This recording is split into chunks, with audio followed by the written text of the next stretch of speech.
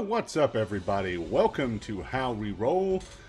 We got some people gallivanting around the world or around the country at the moment, so we don't have our regularly scheduled program, but instead we are bringing you a special episode of Dialogues and Dice. So there we go. And tonight's topic, we're going to be discussing several things. We're going to be talking a little bit about the differences between D&D races versus species. We're going to be talking about trying to identify, purely in D&D terms, what evil really is. We're going to talk about, can evil be genetic? And last but not least, we're going to talk about all the moral ambiguity that falls in amongst all of that. So that's kind of where we're going with tonight's episode.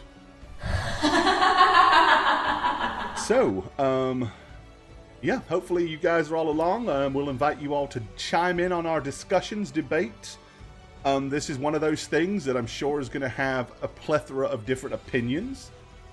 We are only voicing ours and kind of trying to dissect some of this a little bit. So we will see what we will see. But there we go. So other than that, we're going to kind of dive straight into our main topic here, really. And let me make sure I've got everything queued up here. We got that. I've got that. And I've got that. Okay. Alrighty. So, yeah, let's go ahead and move into our first part this evening.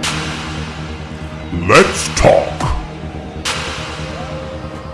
Alrighty, so let's talk evil. That's what we're up to today. So before we go any further, I am Gorbad, the resident dungeon master most of the time here on the channel, or game master. I'm joined with co-host Shagget, who is one of our regular cast members, and also joining us is another one of our regular cast members. We have Satchmo. As a guest. Yeah, you are a guest because she doesn't normally show up on our. On she's a bum. Oh, you don't usually ask me to. I don't know. We did last time. Yeah, I think I was like undergoing like surgery or something. You had a very good legitimate reason last time. You did. That's bullshit. What up, my bitches? Good to see you, Jess. And Hey, Sass. welcome everybody that's showing up. End Times Prophets, I see you in there. Demaref. And in 3/4 babies. Whole bunches baby. of y'all. So good to see you. Okay. So, one of the biggest things that the new edition of D&D is addressing is it's stopping utilizing the term race to identify, the variety of choices that a player has to choose from when creating their character, and they're relabeling it species, which, to be honest, is probably correct. What the what? I think it's certainly more correct to line up with things in the real world. But, to really kind of dive into it, it's species is a term that scientifically kind of refers to a group that are capable of interbreeding and producing fertile offspring. Whereas race is not really a biological term, it's more of a societal term, right? On the simplest of things, here in the real world, we only have one species of intelligent, speaking things. We are all human beings, but we have several races. A canine is a species, but there are many breeds, aka races. And most canines, if they are physically capable of the act, can produce mixed breed offsprings that will also be able to produce. Which brings up an interesting point that we're going to raise in D&D, but we'll get there. So yeah, guys, that's kind of where we're at tonight. So, Satchmo, Shagget, what's your thought process, or what are your thoughts primarily on that change that D&D is going to make? And do you think it's a good change, bad change, or do you think it's kind of irrelevant? I think it's good. I think it's right. I think it's correct to refer to it as speciation. It just For a game with so many rules lawyers, it surprises me that it took them this long actually to correct it, because they have rules for like how long it takes to walk, but there's so many things that go into the game, and there's so many detailed things, like especially looking at like older editions where they were more mathematical with their dealings. It just kind of blows my mind that it took them this long to correct the verbiage around the issue of races, where it's just more correct all around. I don't know. I do seem to I mean, I agree. I think it is a good and necessary change, especially going into 5th edition. I do seem to recall people were getting kind of up in arms about that change, right? One of the things on the forums and the discourse around D&D in general was, how dare you been doing this for 30 years? Why are you changing it now? You know, I do remember there was a lot of saltiness going on. There still is. Yeah. And I think that's one of the things that the term grognard gets thrown around a lot when you're dealing with D&D, right? And grognard typically refers to people like me that have been playing the game since the early editions. But unlike me, many of them won't change. They still insist that original D&D, OD&D, OSR, or AD&D are the only way to go, and anything past 2nd edition is blasphemy. When it stopped belonging to TSR, it stopped being D&D. Whereas I've just flown with the editions. To me, D&D is good. I don't care what edition it is. It's a good thing. It brings a lot of positive to anybody that gets involved in that hobby. But do you think it is more... Do you think that Wizards are doing it more now because it is something that our society cares more about? Being correct in those sort of terminologies? Or do you think it's just... somebody pointed out at some random point, you know, this isn't actually correct. This really should be species. And they went, oh yeah, we probably should fix that in the next edition. I'd like to have faith in that they just were doing the right thing for the sake of correctness, but I don't believe any company is, especially not Wizards of the Coast with their recent shift in branding towards being evil as hell. I don't think they did it for the right reasons. I agree with you, Satch, 100%, because let's be real, 5th edition is allegedly streamlined, more player-friendly. They're trying to get as many people into it as possible. So it feels to me that these changes, while good, this change is good, the differentiation between species and race in D&D, they're doing it to try to attract as many... It's all for profit, guys. It's all for the money. They want more people playing their game. And it's not for the altruistic or good reason that we're talking about right now. I mean, if you want to put the positive spin on it, it accidentally does something nice. Like, people don't feel as alienated looking at it. That's good. But, like... right. Exactly. D&D's always been a little obsessed with race. And you know, and it's one of those things where I like to remind people, when D&D was first created, there was no tabletop role-playing games to speak of. This was all brand new territory. And it was a war game. I mean, it started off as a tabletop war game that they started adding personal individual rules to. And it developed.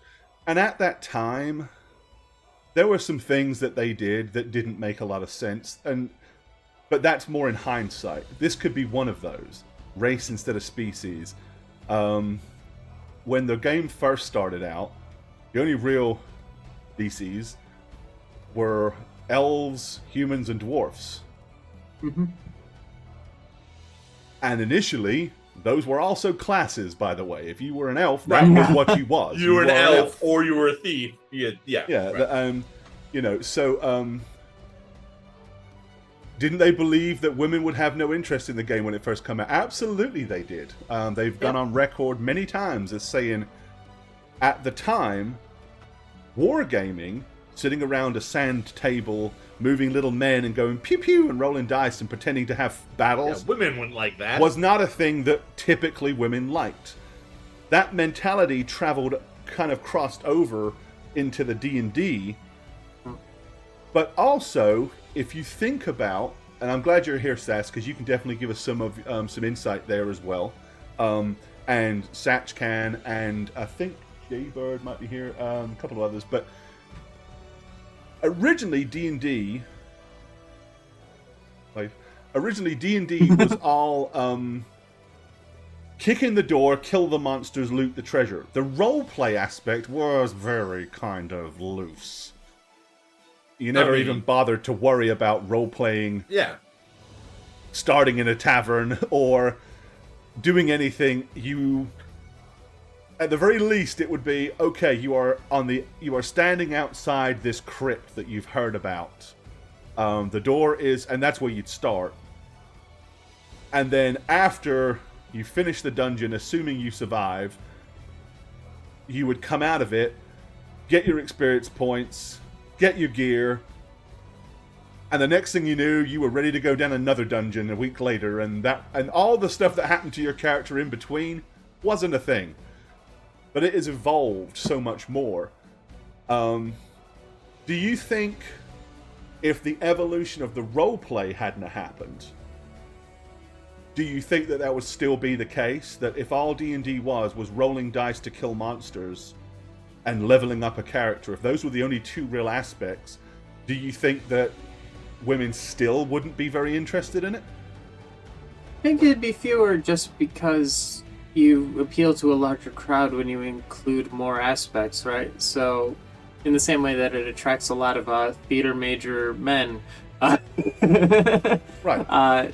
Like D&D as a roleplay device attracts that crowd. But I would also like to point out, with like Warhammer, there is a huge fan base of women that they just kind of don't tap into, but like, and they don't need to pander because we're already there.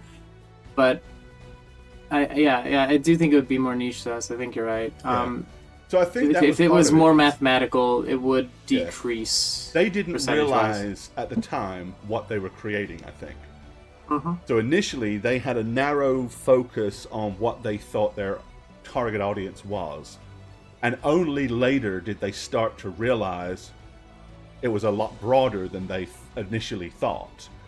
And I think that is one of the positive things. By broadening the player base, you broadened the game. Yeah. Because people started bringing more stuff. A lot of what happened in D&D was because people writing into Dragon Magazine, and they were doing articles, and articles that were well received found their ways into rulebooks and stuff like that.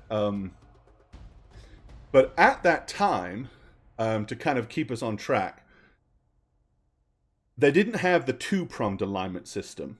They didn't have lawful, neutral, chaos, and good, neutral, evil. They only had one bracket.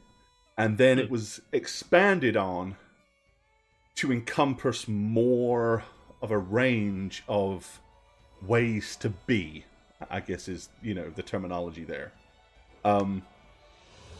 But at that time, and through most editions, it has always been kind of deferred that certain species were inherently evil and others were inherently good. And now that line is definitely not as clear-cut for various different reasons. And that's kind of where we're going with all of this tonight. So if we're going to identify and correctly identify species, so in D&D we know, you have your humans, you have elves, that's a species of which arguably you could say a moon elf, wood elf, high elf, drow, dusk elf are all races, I guess, of elves. Your dwarves, but you've also got your dwarger, which could be considered a race. You've got mountain dwarves, hill dwarves, again, races. In some rule books, there are different types of halflings. So halflings, again, being the species, and then individual ones of those being the races. Orcs, but we have different orcs in some editions. D&D, not so much. Warhammer has black orcs, savage orcs, regular orcs. Tolkien had orcs, goblins, and then ultimately, they moved into having Uruk-hai, or which were kind of bastardized creation that were stronger. But we have all these things in D&D, which we don't have in the real world. Same with trolls, forest trolls, cave trolls. Yeah, I mean, they're all arguably intelligent. Ogres, giants. right. So many different options. So, with that variety, and if we're going to say, to stick with the terminology, that a species is a term given to refer to a group that are capable of interbreeding to produce fertile offspring, and that race is not biologically, and that's what our definition is in the real world. So, Sat Shagget, where do you see that line getting broken within D&D? So, easily half-elves, right? Is the first thing that comes to mind. If an elf is a species, a human's a species, they create a half-elf. Personally, I would kind of like it if half-elves were infertile, just to Me kind too. of mirror Think about like that a the lot. real world. I agree. And Yeah. and I would argue that tieflings would be a difference, even though a devil or devil procreating with a human creating a tiefling would not be infertile, because the demon there's a magic at play, there's an Yeah. underworldly part to it. And it's more Unnatural. human than demon. It's just It's more cursed, human than yeah. demon. It's like just it's kind more of a curse. tainted bloodline, isn't it, than an Yeah. actual? And the same could be for the reverse, right? What are they called? The Azamar. The Azamar. Yeah. Mhm. I mean, I think half elves should be infertile. I mean, I think lore-wise I think so that would too. make sense, because they're offshoots of two different species. Well, I mean, Otherwise, you'd run into what you would assume is a dwarf, and it's like, well, I got a quarter elf on my dad's side, and Yeah, I'm half right. Well, and halfling that- on the one, like a half dwarf, halfling elf from the north. That hits on a good point. Give me an because axe. we don't have half dwarves yeah. or And halflings half are not- halflings, Half or halflings. Yeah. the common joke, a quarterling. We don't have those. Uh. The only two Half orc and half elf. are half orc and half elf, typically, that we assume as standard Yeah. are sub races, right? Now, again, Yeah. it would make much more sense for half orcs to be infertile as well as half elves. Yeah, that's kind of like what I was gonna say next. Is like, because it implies the speciation then would be that elves and orcs are also the same species. Which Kind goes of. to Tolkien, right? I mean, that was Tolkien's logic. Orcs were just tortured elves. They were tortured Yeah. into another species. Right. And that's kind of their backstory. So it kind of makes sense that there'd be some relation between Yeah, orc and but elf then it in would that make sense. more sense again if there was infertility, then Right. it would draw that line in speciation Right. Because versus adaptive. as it traits stands, of a half elf could have a kid Skyrim with another has 'em, human yeah. or another elf or another half elf. But like you said, you would not call them a quarter elf. They'd Well, still be a half elf. And right? when we were talking Mhm. before, Sechmo, you brought up a good point. The examples of that in the real world. Horse, donkey can mule. breed and create mule, but mules are infertile. Mules can't breed. So that would follow that same biological process, that you're close enough to be able to make an offspring, but genetically beyond that, nature says no. Because the problem with this, I think, becomes we are trying to make a game where you can make characters. And if we're spending time thinking about genetic lineage of a character, Right. I mean, past the point of this is my heritage, but to the point of like, oh, and then I'm like 1/8 like weird Norse elf on my dad's side, and I have like you're getting way too, and then like what are we gonna assign stat attributes to? Well, because you have a Norse bloodline, like you have slight resistance to temperature. Let's add the 3.5 million tree times 2. Just for your racial lineage. Exactly, Neo. I mean, Yeah. that's, as you said in Shadowrun, that's how they handled it. It was everybody was humans, and then they all kind of evolved from that. So, but with that being said, so we've kind of identified the logic of what we think species are, and that species is the correct term.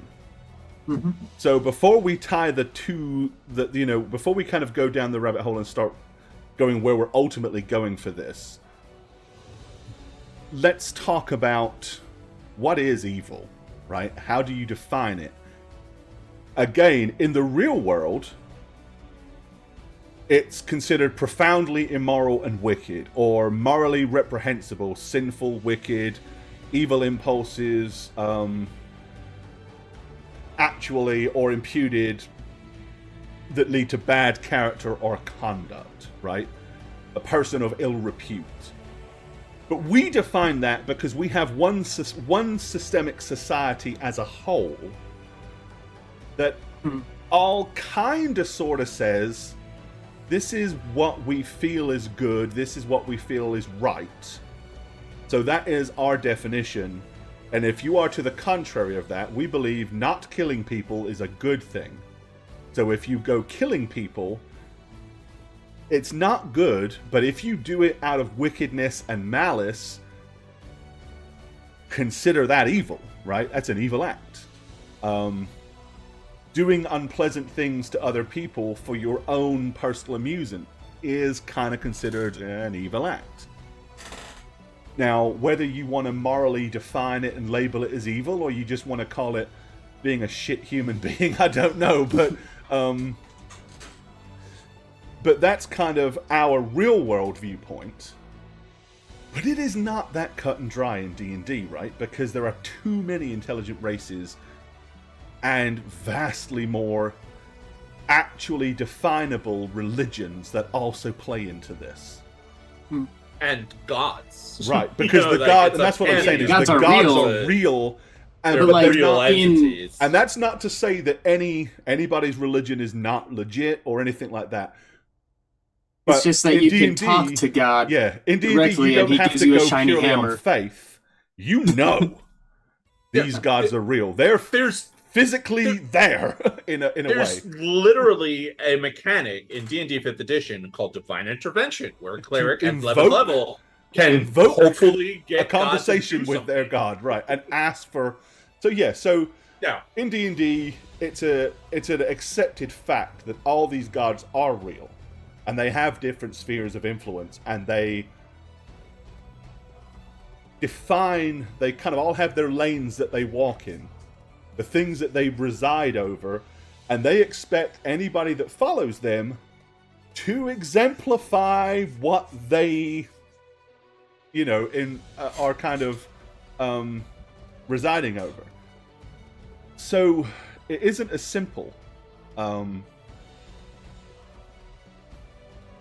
Seth, That's a whole ball of wax, yeah. yeah. I mean, do you have any? Do you want to elaborate on the whole "what is evil" to you? Yeah, I'll touch on Please. it. I love talking about this. I like moralism. So, for me, I guess my personal definition of what constitutes an evil person is someone who will just take their own desires, whatever their satisfaction, their goal is, and weigh that more heavily than the well-being, safety, whatever of another person, to the end of almost not caring. Or actually not caring. I've seen it to the point of frustration where it's like, God, it's so annoying. They cry every time I have to, Right. I think it's not just wanting something and thinking what I want is more important than what you want. That's just being kind of a dick, but you'll starve if you don't have food, but I need this for my banquet. It's that level of additional yeah. selfishness that has Yeah. zero regard for you. Yeah. Or the Or other anything person. really, as long as it's outside of their own, I guess, personal lawful code of whatever is right for them, totally trumps any understanding of wanting to, benefit others Right. beyond that. What about you, Shagget? You got anything you want to elaborate on? Honestly, I think in the same way. That's how I would do it. Oh, Shagget, look at us. We agree on things. It's like Yeah, we. I mean, let's be honest. In short, it's really don't be a dick. And if you get off on being a dick, and that makes you, not even that it just makes you happy, that you don't care that you're being a dick at all. That's kind of the extreme of that, right?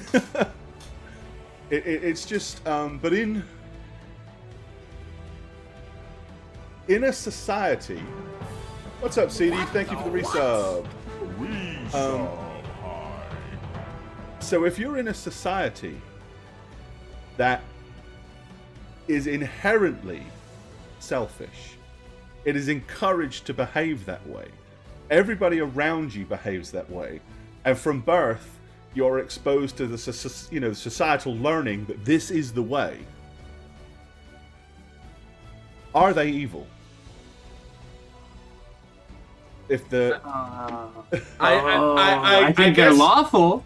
I guess we got to talk about. I mean, we're talking about moral ambiguity. We got to also talk about moral absolutism. Right. Like, are there things outside of society that we can all agree is just inherently evil, no matter which way you spin it? Right? Like, Is it's anyone always within evil.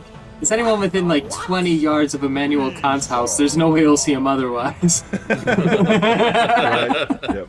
But I mean, that's the harder question, which I think a lot of people in our real world debate about all the time. Is like, is there something that's inherently always evil, no matter how you spin it, how you try to justify it? It's just that, and Right, and it may not even that's just be a complicated question in and of itself. Yes, I'm like, necromancy. I like to think so.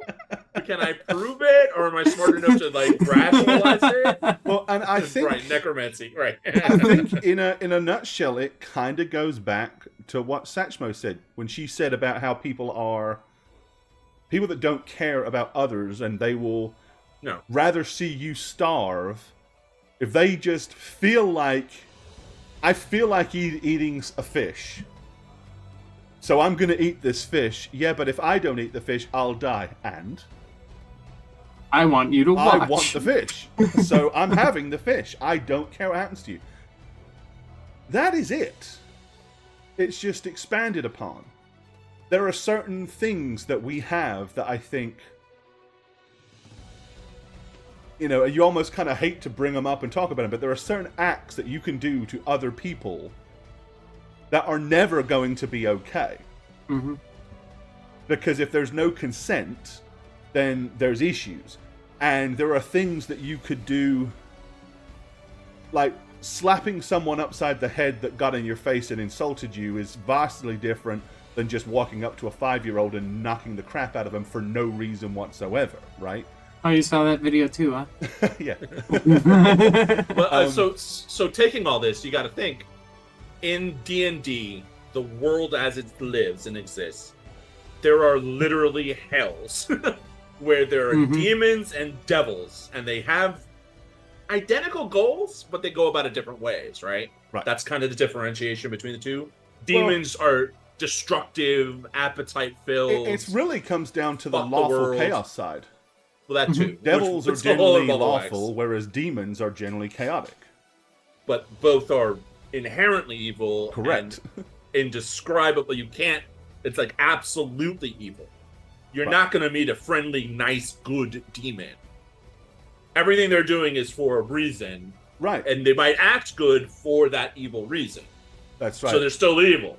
Yeah. And to Neo Gambit's point, it's one of those things that they can have the same end. You can have ultimately the same end goals, but what you're willing Right. to do to get there, Right. can be different. So it's kind of, as you just said, there is nothing that says a devil will not do nice things. In fact, devils are often very charismatic.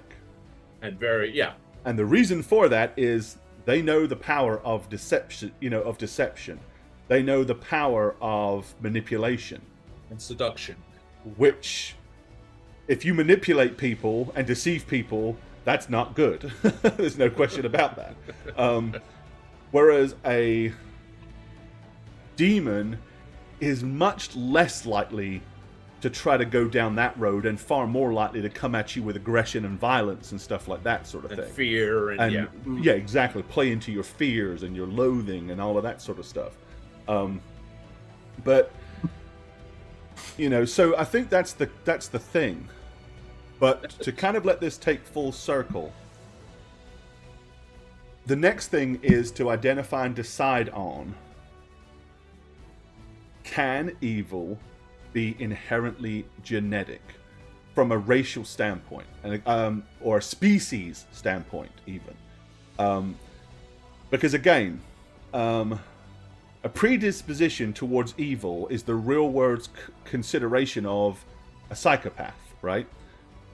And all three traits of a psychopathic personality are inheritable by your parents, scientifically.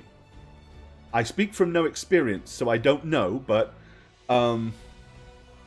there's Machiavellianism, which is a highly duplicitous and manipulative personality that prides power, manipulates others as an impulse, gets what they want with little or no regard to whoever they get it from. There's a lack of consciousness or empathy that typically exhibits in those people, and then a deep level of narcissism, all of which are allegedly genetically inheritable. Yet, even though you might be genetically disposed to something, we all know that there are plenty of people that have a disposition and they can overcome that disposition by choice, by effort, by work, by a desire to do so. Yeah. That's the way to write a character. Right. And this kind of ties directly into what CD said, because the main example we used in this pre-show chat was, if you find a drow baby on the floor and you're a paladin of like vengeance or conquest or something, would it be right and morally the right thing to do to kill the child of the drow? Now, CD went to demon and devil. I see two different things here. I don't think the drow is inherently evil, but is raised in the society to be evil. So it would and it also would depend on the paladin. That's what we talked about. I don't think an orphan devil or demon is going to be good, or even if it's raised by a paladin. I don't think that's possible, personally. But just because of the way I've read on how demons in D&D are supposedly born. They started as lemurs, right? And so what if it's a tiefling? Tiefling, I think, are different. Well, I'm going to give you an example, right? I'm going to give you an example. Yeah. You are a stereotypical classic paladin. You're a lawful good alignment. You are opposed to all things bad and for all things good. You find the first tiefling. The first of the bloodline. Oh, that's rude. That's fucked up. Okay, so now tiefling is not a thing to you. Right. But it's just, what am I looking at? I'm looking at let's just say it's got a little pointy tail and it's got one horn sticking out the side of its head. And you're not Veslar Noloth here. You're not a witch hunter that is kind of occupationally opposed to such things. You are... Right. So what do you do? I think in that instance, you'd kill the baby. No, in my case, I go Radovan style. I'm gonna apologize to the baby and castrate the baby. Right. CD, the baby Hitler dilemma, it's wrong to kill baby Hitler. Just inherently. Because it's a human and it's complete. We're talking about something cursed by the hells, I mean, you know? But you're also talking about that only applies assuming you can time travel and assuming you know what Hitler does as an adult. And how it comes about. Right. And right. I feel like killing baby Hitler is only good if you've done literally everything else with your time travel powers to try and dissuade Hitler first. Right. And if at the end of the day... Which would be a funny movie. Hypothetically, that would be a great movie. That would be an awesome movie. I would watch that. That'd be so good. You'd call it like Saving Hitler. Well, and that's just Saving baby Hitler. Yeah. And at the end, they're just like, man, we tried everything. There's only one thing left to do. We ran out of time within his life. I'm old now. But, I mean, to answer that question, if I came across the first tiefling in D&D as a character of a good, moral, upstanding, I think it would get the better of me, and I think I was doing the right thing. Because it's a curse, it's an affliction, but I wouldn't know that, so I would just see a demon or devil. Yeah, maybe. plus paladins typically not smart. Right, lawful stupid. Paladin typically just do. Right. That's it. Yeah, it's an interesting thing though, because now we're talking like after the fact. We know that tieflings are cursed, not directly connected. But then again, you're supposed to play tieflings as ostracized, outcasts, not trustworthy. I mean, But you we could kind of still- downplay that. But now. you could still then argue that a truly devout, lawful good paladin that's opposed to such things, knowing that you have a cursed bloodline, even though they may not kill you, probably will still assume the potential for you to do bad, right? No. And they're going to watch you like a hawk, and they're going to kind of like scrutinize you at every turn. But so that's the concept of what we're talking here is genetics. It's easy to say, if we just take the prime example, because it's the easiest one for people to understand. Prior to 5th edition, in Dungeons and Dragons, all drow are evil. Fact, right? Until Dritz comes along. Now, Dritz has a penchant towards good. Is that because and I'm posing this as a question for you guys to answer and chat as well. Is that because he was genetically wrong and all drow are genetically evil, but he didn't inherit the proper genes, so he's kind of not inherently evil? Which I also pointed out earlier when we were talking, that his dad, Dritz's father, kind of also was not inherently bad. But he didn't fight it like Dritz did, right? So now, this is and we're going to use this as the talking point. So with that as an established thing, and now in 5th edition, because everybody wants to be allowed to be everything at all times, which is fine. Drow being good is not a thing. I mean, it's not a problem. Every drow can be good. If you want a good drow, you're a good drow. Some societies will still look at you and go, "Ooh, you're a bit iffy.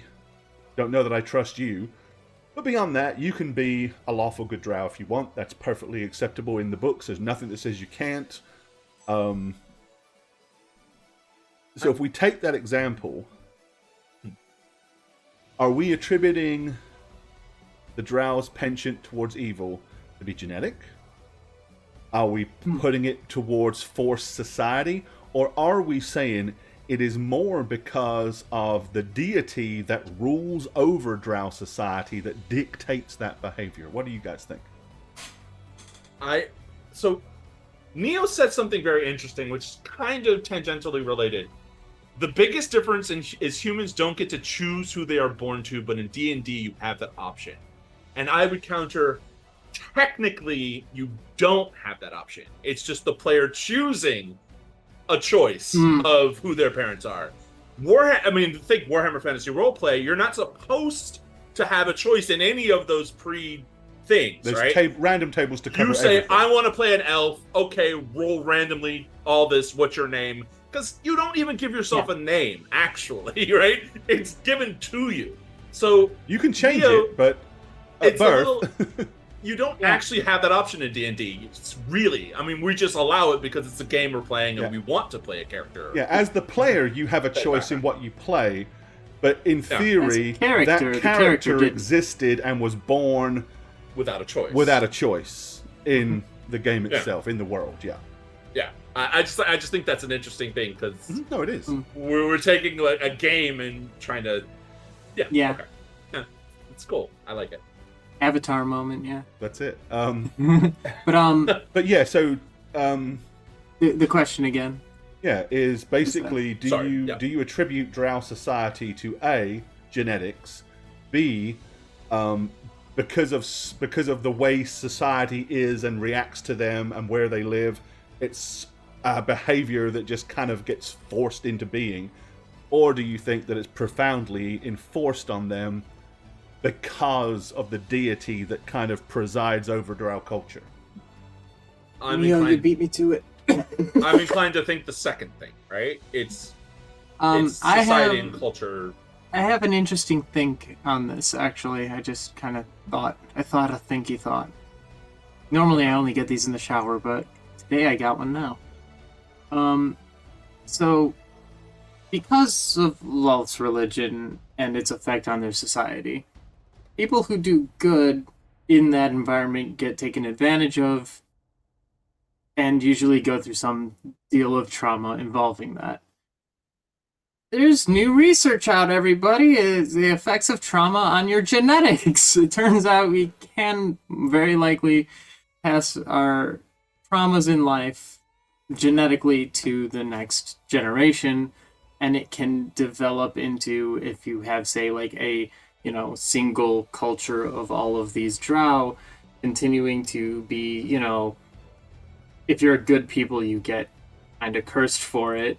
And then, your kids kind of learn from those mistakes, but also on a genetic level. At some point, I feel like there is a genetic development of, like, an adaptation towards this environment. So I'd say, ultimately, the environment might lead to a inclination towards what we would consider evil tendencies based on environment and trauma.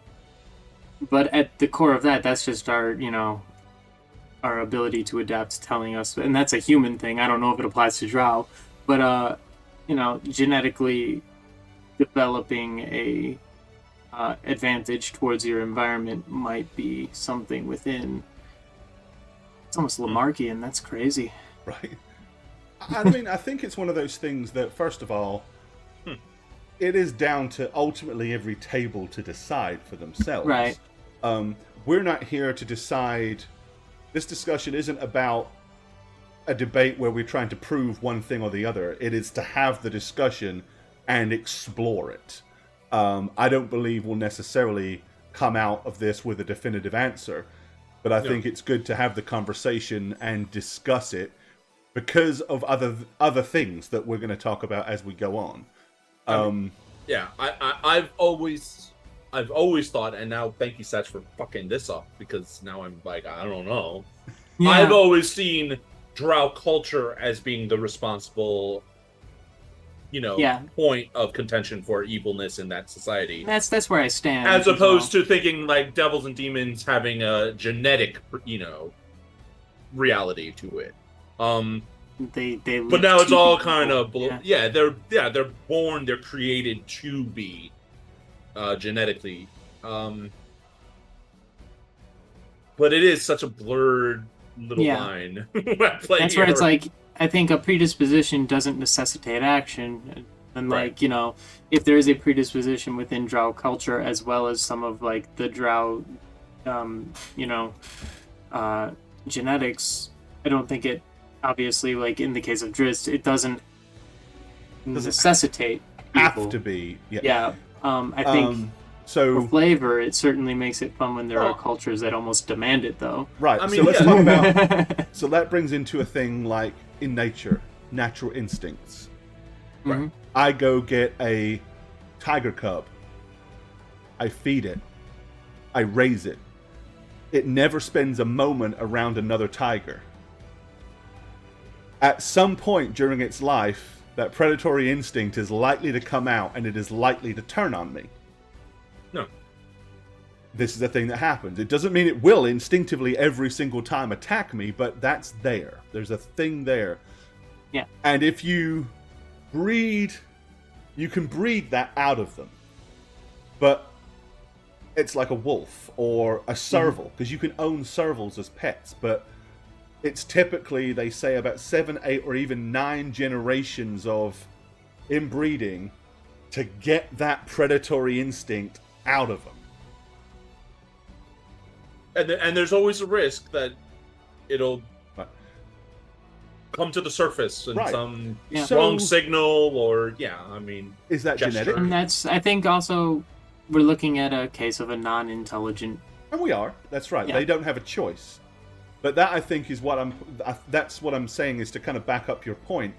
Yeah. I believe it's entirely possible to have a certain instinct, but repress it, because what makes you an intelligent being is control over your feelings and your emotions and your actions, right? Using lawfulness to overcome evil. Right. Wow. So if that's the case, then we've eliminated that it may not necessarily have to be genetic. Probably isn't. But if you are born and raised in a society that, first of all, is patriarchal, not, has a patriarchy as opposed to a, has a matriarchy as opposed to a patriarchy. That's the first thing. Women have all the power. And they are all the priestesses. And Lolth, which is a macro manager of a deity, in the fact that Lolth sits and watches her babies all the time. That's all she does. So if you do something that Lolth doesn't like, Lolth is probably going to see it. And as a little growing up drow, you are taught the Booger Man will get you. And if you do this, the Booger Man will get you. The Booger Man? But that's like what people say to kids, right? People say to little kids. It's different. Man, it's Booger different Man. where he comes from. Let him have The it. Bogeyman will get you. The Boogeyman. I got you. Krampus will get you. I just thought like Burger Man, and it's just Here he comes. I'm thinking John Wayne. I ain't afraid He's of no catching Booger Man. up. But in that society, you're basically told if you don't do what you're supposed to do, Yeah. But the thing is, that thing is real. It's Right. not just a thing that's told to scare little kids. It's Absolutely. a reality, right? So you have a deity that is monitoring your actions, expects you to behave a certain way, and punishes you for not. So you grow up in a society that basically gives into that, right? Because you don't really have much of a choice. Right.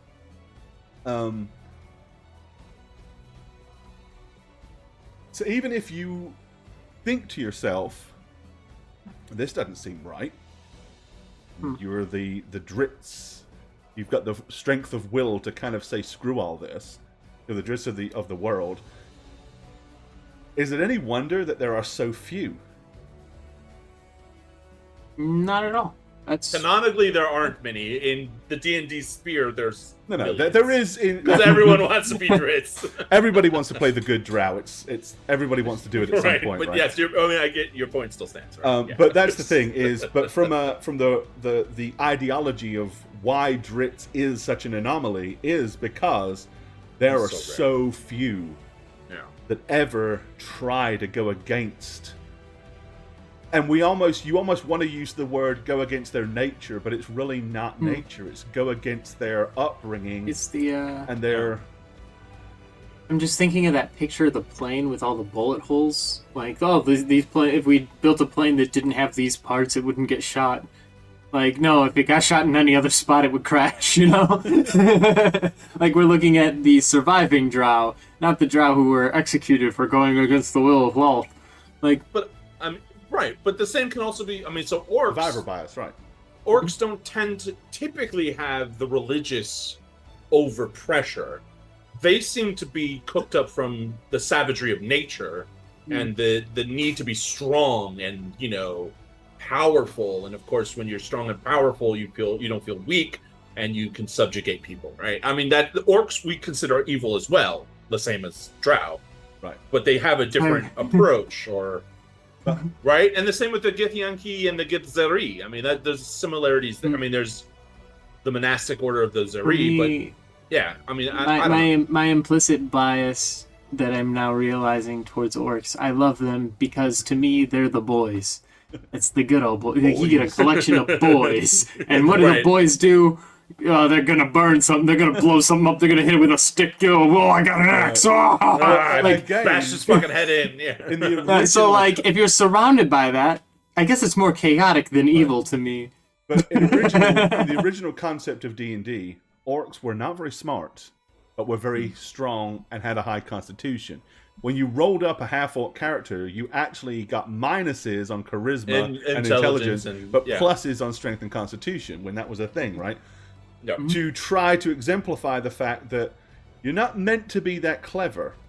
Well, if you're not that clever, but you're bigger and stronger than everything else, how do you survive? By beating everything else. Right. So you could Taking argue what you there want. that it's less evil and more, this is how we do shit. And at what point is evil more classified by the effect of your environment and being a victim to that more than, a player in that? If you have to survive really harsh realities and that becomes part of your moral code. Right. The boys. The boys. The boys. Well, and it's also like You ever seen CD a said, Purple Orb? survival biased, right? I know. I might know that this is not right. I may hate this. I mean, if you're a drow male, you're a piece of shit in society for drow, right? Hell, they'll just as likely sacrifice you to Lolth just to gain favor for their house. And do so many times, with little to no regard for you. In fact, if it wasn't for the fact that you're needed for procreation and you make great shock troops for battle, they wouldn't need you. Right. So yeah, you've got that society, that survival bias that says, hey, if I'm going to make it in this society, I must screw this guy over before he screws me over. I must beat this person to the punch. I've got to outthink and outmaneuver and outmanipulate everybody else just to live. And if you live a life doing that, Creatures of habit. it's a hell of a thing to unlearn, right? Right. Which again comes back to why the concept of Dritz is so unique. Because even though, there was a Bane Ray that was, one of the Bane Rays was not inherently bad, and Dritz's father was not inherently bad. Even one of Dritz's sisters had moments of compassion for Dritz, but she always gave in to the malice side of her. So it shows that there's like little bits on the surface that are just trying to break out. Like some of them know it ain't right, but they're not strong-willed enough or are fearful enough to stay in their lane, right? So I think, Yeah. So do we have a definitive answer, or?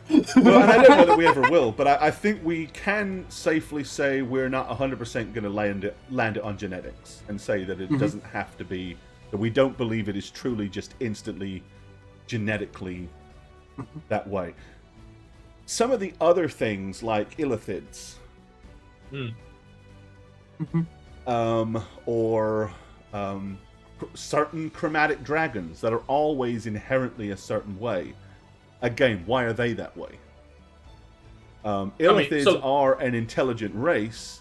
So are beholders. You don't find many good beholders. I was gonna say That's true. the best you get is a neutral beholder, and even then he's a jackass. Illithids are just they're aliens. I love how we never call illithids what they are. They're they're on an astral plane or whatever. They're fucking aliens. They're from space. They're from space. It's always been a funny thing to me. Well, But the Githyanki were enslaved by them, right? They revolted. So they have a jaundiced perspective of the prime material plane and humans and the other races because they're above it. And in their own way, they're aliens too, right? The Gith races or whatever. Yeah, species. the Githyanki and the Githzari are both kind of cut from the same cloth. Right. Yeah. It's just fascinating. And you're right about dragons.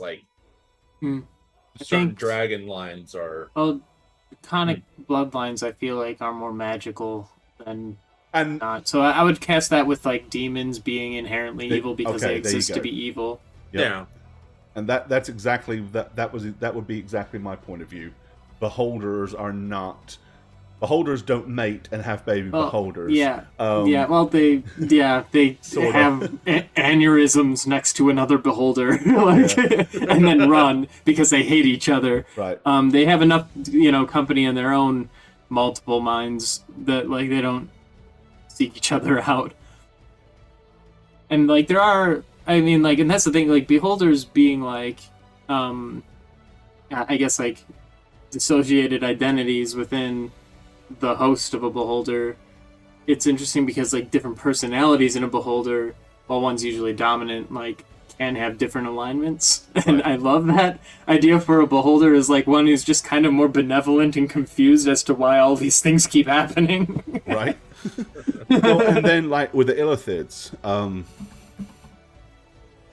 that again, their Illithids are kind of monstrous humanoids with aberrative powers. They're really not just another typical race, right? But so Illithids, they just want everything to be, they're a hive mind, right? That's kind of the idea behind them. So they just see everything as being potentially them eventually, right? We can make this human more like us, and we can make this halfling more like.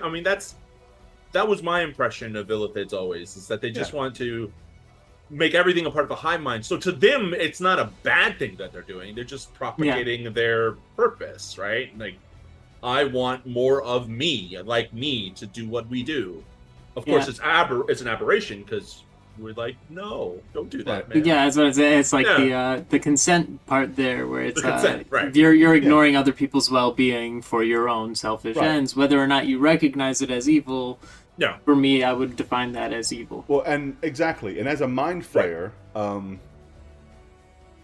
they consider the mental essence and substance of a creature as a food source. Mm-hmm. So it's kind of like if the thing you like to eat means you tend to kill other intellectual and sensible races, but to you they're just food. It's a Lovecraftian attitude, right. It's kill chickens. Cosmic horror. Are we the evil? Universe doesn't care because we have literal heaven and hell, and everything's real, and we can touch it. But also there is other things that don't give a shit, and they're just here to eat you. Right.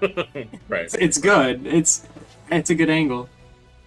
No, exactly. Yeah, it's like in 40K, you don't consider the Tyranid. We consider the Tyranids evil, but they just want to eat things. It's just food. Yeah, more. The Tyranids are actually the least evil out of all of the races. I'll die on that they're hill. just the animal. Yeah. Well, because they aren't choosing really to do horrible things. They're just hungry. So Neo raised a question. He said, so if an Illithid gave other creatures an option, does that make it good or just neutral? Given the circumstances, I would say good, because it takes a whole lot of thinking outside of yourself to recognize that, wait a minute, all these things we're converting to us don't seem to love that when I'm eating their brain. Right. I can't... Go ahead, Gordon. No, I can't remember who it was that said it, but years back I remember somebody was talking about the desire and the will to be vegetarian and the desire and the will to be vegan. And they was like, in a world where you have that choice, it is an admirable thing to choose. In a situation where that choice is removed from you, how convicted are you? I.e., the only thing to eat is a chicken. You're going to starve to death, or you're going to kill and eat that chicken. That's when your conviction is truly tested. But in a world where you don't have to do it, I don't deer hunt. I can go to Walmart to buy meat. But I'm not going to stand on a high horse and say, I won't eat deer meat. Sorry, if you've shot and killed that deer, and it's already dead, and you want to put some deer meat in front of me, I will eat it. I will not personally go out of my way to shoot a deer. But I have zero problem with anybody that does, if that makes sense. But...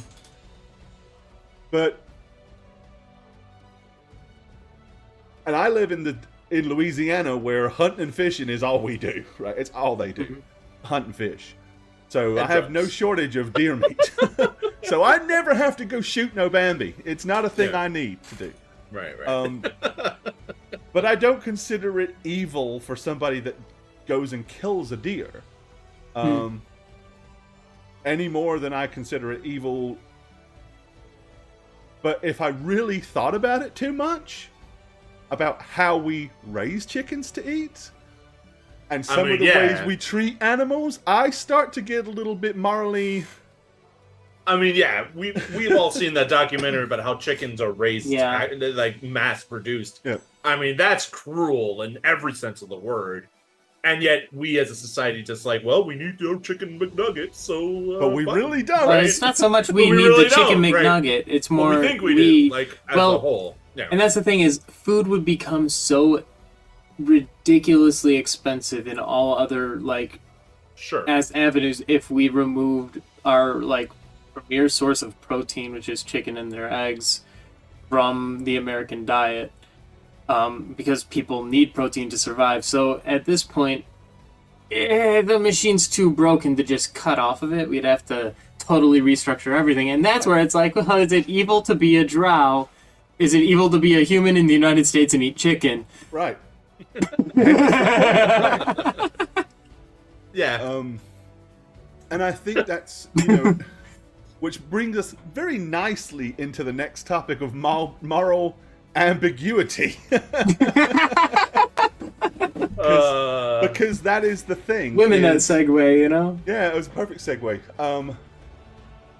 I am more than happy to sit here and label myself a hypocrite and say I do not approve of how we handle chickens. I mean, But I am yeah. going to eat those little bastards because they're delicious. That's a reality. I mean, in a more fucked up point, we use technology made by people who have nets on their buildings because they commit suicide all the time. But we still buy their products, and it's a part of our culture. And we're like, yeah, but I get an Apple products. Who cares about them over in China? I mean, Oh, if it's Yeah. not seen and happening in front of you, it's very easy. to just to not ignore think it. about it. Like, Does that make us evil, or does that make Nestle evil for using child-like slavery to make chocolate? well, or Yeah, here you go yeah. though. Now here's the question. Is that pittance the only way that family can survive? Arguably, paying piss poor wages and child labor is inherently wrong. Fact. Mhm. But in some cases, there are going to be circumstances where that's what keeps a family alive. Doesn't make it right. Oh god, now I'm just thinking systemic injustice. Here we go. Yeah, that's pivot back to like D&D, the safe space. Where are we? Right, but that's The the thing. non-controversial part is No, that's right. yeah. But that Right. again is what brings it down to the moral ambiguity aspect of stuff, which is what Sure. we're really focusing about on D&D. Is like we said with Radovan. Radovan follows Saint Cuthbert, which is very much about enforcing the law. Now, what law? The law of Saint Cuthbert, the law of man, the law of whatever society you happen to be part of. Therefore, the question is, if Radovan goes to a continent and slavery is legal, what does he do? That was the point that you raised up. That's one. Yes. So the moral ambiguity is you yourself know it is wrong, but you follow a doctrine that says you have to support this law because it is the law. Who said being a cleric is easy, right? Right. And as we said, a real world example of that could be the police officer that has to arrest a mom for stealing a can of baked beans to feed her starving child. If he's got his body cam and his buddies here, he probably doesn't have any other option but to follow the law. Whereas if it's just him and there is nothing recorded, and he could very easily say, she didn't steal this, here's $5. Yeah. And turn a blind eye. The difference, though, is in D&D, Cuthbert is watching you, and Right. going like, wait, why are you not following this law that's on the books? And you get punished for it. I mean, Radovan broke someone out of jail for doing a good thing. Who was arrested for doing a good thing. And paid for it dearly. And he paid for it, yeah. If he went to a continent where slavery was legal, he'd bite his tongue, go along with it, but at every opportunity, I'm just speaking from the character, at every opportunity he would try to ease the suffering of those enslaved as best he could. He would offer to buy slaves so he could free them on his own will or volition. He would try to mitigate punishment that might be bestowed upon them, because he would inherently think this is wrong, but it's still the law. Right. But as long as I don't break the law on my own by helping a situation as best I can, he works within that framework. Now, obviously, other characters, I don't know what Spook would do with her Warhammer character, who's all about justice, because that's kind of the same thing. Like, justice could go all those ways too. Example, though, right? Yeah. Because Virna in the Warhammer universe, while Virna shares a lot of the same penchants as St. Cuthbert, is more absolute. Yeah. With Virna, the ends justify the means. Punishment is dealt.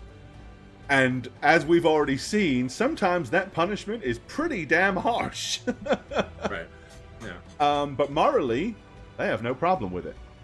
Right. Because you shouldn't have committed the crime if you didn't want to, if you didn't want to do the time, as it were, or the death, if that's what it happens to be. But in Warhammer, there are going to be times when I am in a delicious position to test that theory with Spook. Oh, you do it even in D&D. Well, I know. You just do it in general. But with that's what makes it fun. Because if every single thing is like cut and dry, where's the point, right? But that's where the good roleplay stuff comes out, is when you start pushing the buttons and start to say, okay, here's what you should do, but now I'm going to give you a moral dilemma as to whether you should or shouldn't. Which is exactly what we did with Radovan. Yeah. He got put in a position where he had no. It was the Kobayashi Maru for Radovan. It's like, do what I need to do for my deity, or do what I need to do to overcome this bad evil. I can't do both. Yeah. I think you made the right decision.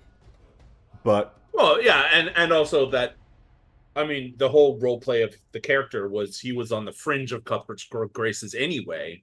Right. He was kind of shirking the responsibilities. So this was like the perfect litmus test where he found the line that he crossed. While morally he did the right thing, he learned a lesson from Cuthbert and now would make different choices because of it. I mean, that's the whole point of growth and role playing. Evolution of characters. So they're not stagnant. He learned from the experience. Not laughing at you, I'm just saying it looks like Nightblock might have blocked itself. Yeah. I think it did. Yeah. That's funny. It censored itself. Hey, AI is out and it's getting better, as you can tell. It's dangerous. But it's funny because Neo said sobriety was a cruel punishment. Do you want to elaborate why Radovan drank so much? Oh. Because he was a drunk. To start with, Radovan was a drunk, right? He was a racist drunk. He hated elves, and he was an alcoholic. He was that... Oh, man, I had so many answers, and I kind of all left my head because it's been 6 years since I played Radovan. We have to fix that. That's too long. We have got to bring those back. Yeah, he was a drunk because he saw the hypocrisy of laws being good and evil. Right. And he didn't always agree that bad laws should be followed. So he was that was an argument he was going with himself. I mean, it was an internal conflict, which was then illuminated by him being arrested for public intoxication, which was a law put on the books to entrap him. That was the whole point, was to entrap him.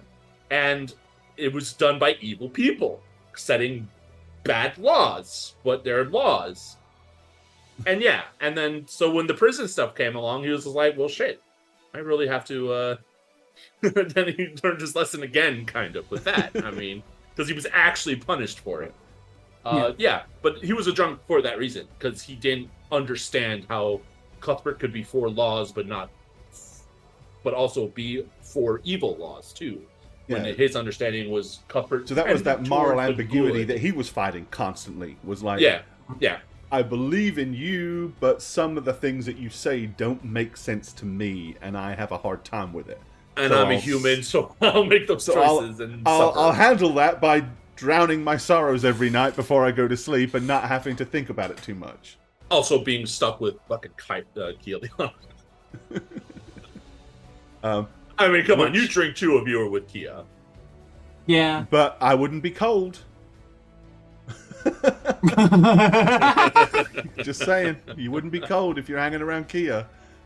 Well, I mean, she charmed him too a bunch of times. She's not cool. Yeah, really not cool. Well, and see that right there. Evil. One of the Was things evil. with No. Kialiana, what alignment was she? She started out chaotic good, right? And then she slipped into She started getting pretty iffy because exactly that was some of the things that started happening was, again, charming her friend against his own will and taking over his will and forcing him to do things. Yeah. That's borderline a bad thing to do. You're heading down the wrong path for sure there. And Cal didn't like that. Cal was like, "Fuck you." Yeah. You're 'cause making Cal bad was choices. Neutral good. Mhm. And beyond just a little black cat, as we later found out, and ultimately was like, yeah, no, I'm not putting up with this. So he abandoned her for a year until she arguably had learnt her lesson, and then he kind of come back with one more chance. Everybody gets one. And he came back with the Lady in White, who we still haven't fully unraveled who that is or what that is in the scheme of things. Yep. Which still drives me up the wall that we haven't returned to it, because I think it's fucking cool. The lessons that she threw upon the party. Yeah, and the only Yeah. the only commonality I think that you've discovered, and I know that this isn't strictly what we're talking about tonight, but it kind of is in Sure. a way, unbeknown to everybody, is that there was that Baihu that you Yes. met, and that was the only other entity that kind of was the same as her in any way, shape, or form. Mhm. Was like, it was also and I think about the only thing anybody was able to figure out was they're not demons, they're not angels, they're not gods, they are some form of spiritual entity, but nobody really understands what they are. Right. I feel sure if How We Roll continues on air for many more years, that will eventually fill that story arc. Damn it, Gore. But This is how you keep your know. players. This is going right into DM tips. This is how you keep players. yeah, never give Forever. them all the answers. Always make them constantly stressing for more. Yeah. It Yeah. is very, very fun. But we have numerous story arcs that are somewhat not yet finished. We have the Demigod campaign we need to revisit. There's 2 parts left for that. We have one more part probably for Radovan Kia. We probably have one more thing for Radovan, Kia, and Marlowe and all those. We probably have at least one more for Emlyn, Tolgar, and all of those guys. the evil campaign. The evil campaign, which is very relevant for tonight. But while we're kind of exploring that, as Satchmo just said perfectly, she highlighted that it was a good segue. I'm good at that. So we are going to move is. on a little. But this isn't just going to be DM tips. This is DM and player tips. So we're going to address that next. DM tips. So we're going to keep it on topic. So one of the things that we're kind of already talked about a whole bunch about evil is that, and we've had this discussion in a past Islands and Dice, evil is not clinically insane. Evil is not inherently murderous and impulsively diabolical, in the fact that evil people are very capable of not doing evil things. They are very aware that they have a means to an end, that they have a position to maintain, that they have a life to live, and they are aware of the complications that can befall them if they run around doing stupidly wicked things for no reason. And we're going to let the players in a second talk about that aspect of it. From a DM, however, I personally find monotonously evil NPCs boring. Every once in a while, it's great to have an enemy that everybody hates, is right to hate, and has every chance to fuck him or her up, right? I mean, that's it. That was one of the original concepts when they created the idea that all drow are bad, all trolls are bad, all orcs are bad. Was the conceptual idea back in the day was, here are some things that you can always fight whenever you feel like it and never have to worry about the morality of doing it because you know they're bad, so kill them, and you killing them is good. Because roleplay has evolved and society, I don't even want to say has evolved, I'm going to say has modified and changed, because it's arguable whether it's really evolved sometimes. But because of that, we now accept the fact that not every every drow has to be bad. Not every orc has to be bad. But that does mean that you have to say, well, then I have to consider the moral aspects of, do I kill these orcs? Do I fight these drow? What's going on? I think from a DM standpoint, there's two things that are important. One, you have to make sure your players and you are on the same page as, is that a thing? If you are going to say to them, in my campaign, all orcs are going to be evil, so you can fight them freely and happily anytime you want, are you okay with that? And they say, yeah, that sounds fun, great. If they say, yeah, but would they all really be bad? You can say, okay, well then they don't all have to be bad. There will be tribes that are generally probably acting in a bad way. But we don't have to do that if you don't want to. Because again, there are some people that don't like the concept of an entire species being labeled bad, right? But you have to be clear, I think. You've got to make sure your players understand where you're going and what to expect. And then to truly roleplay, because the DM is the one that most of the time is roleplaying the bad, right?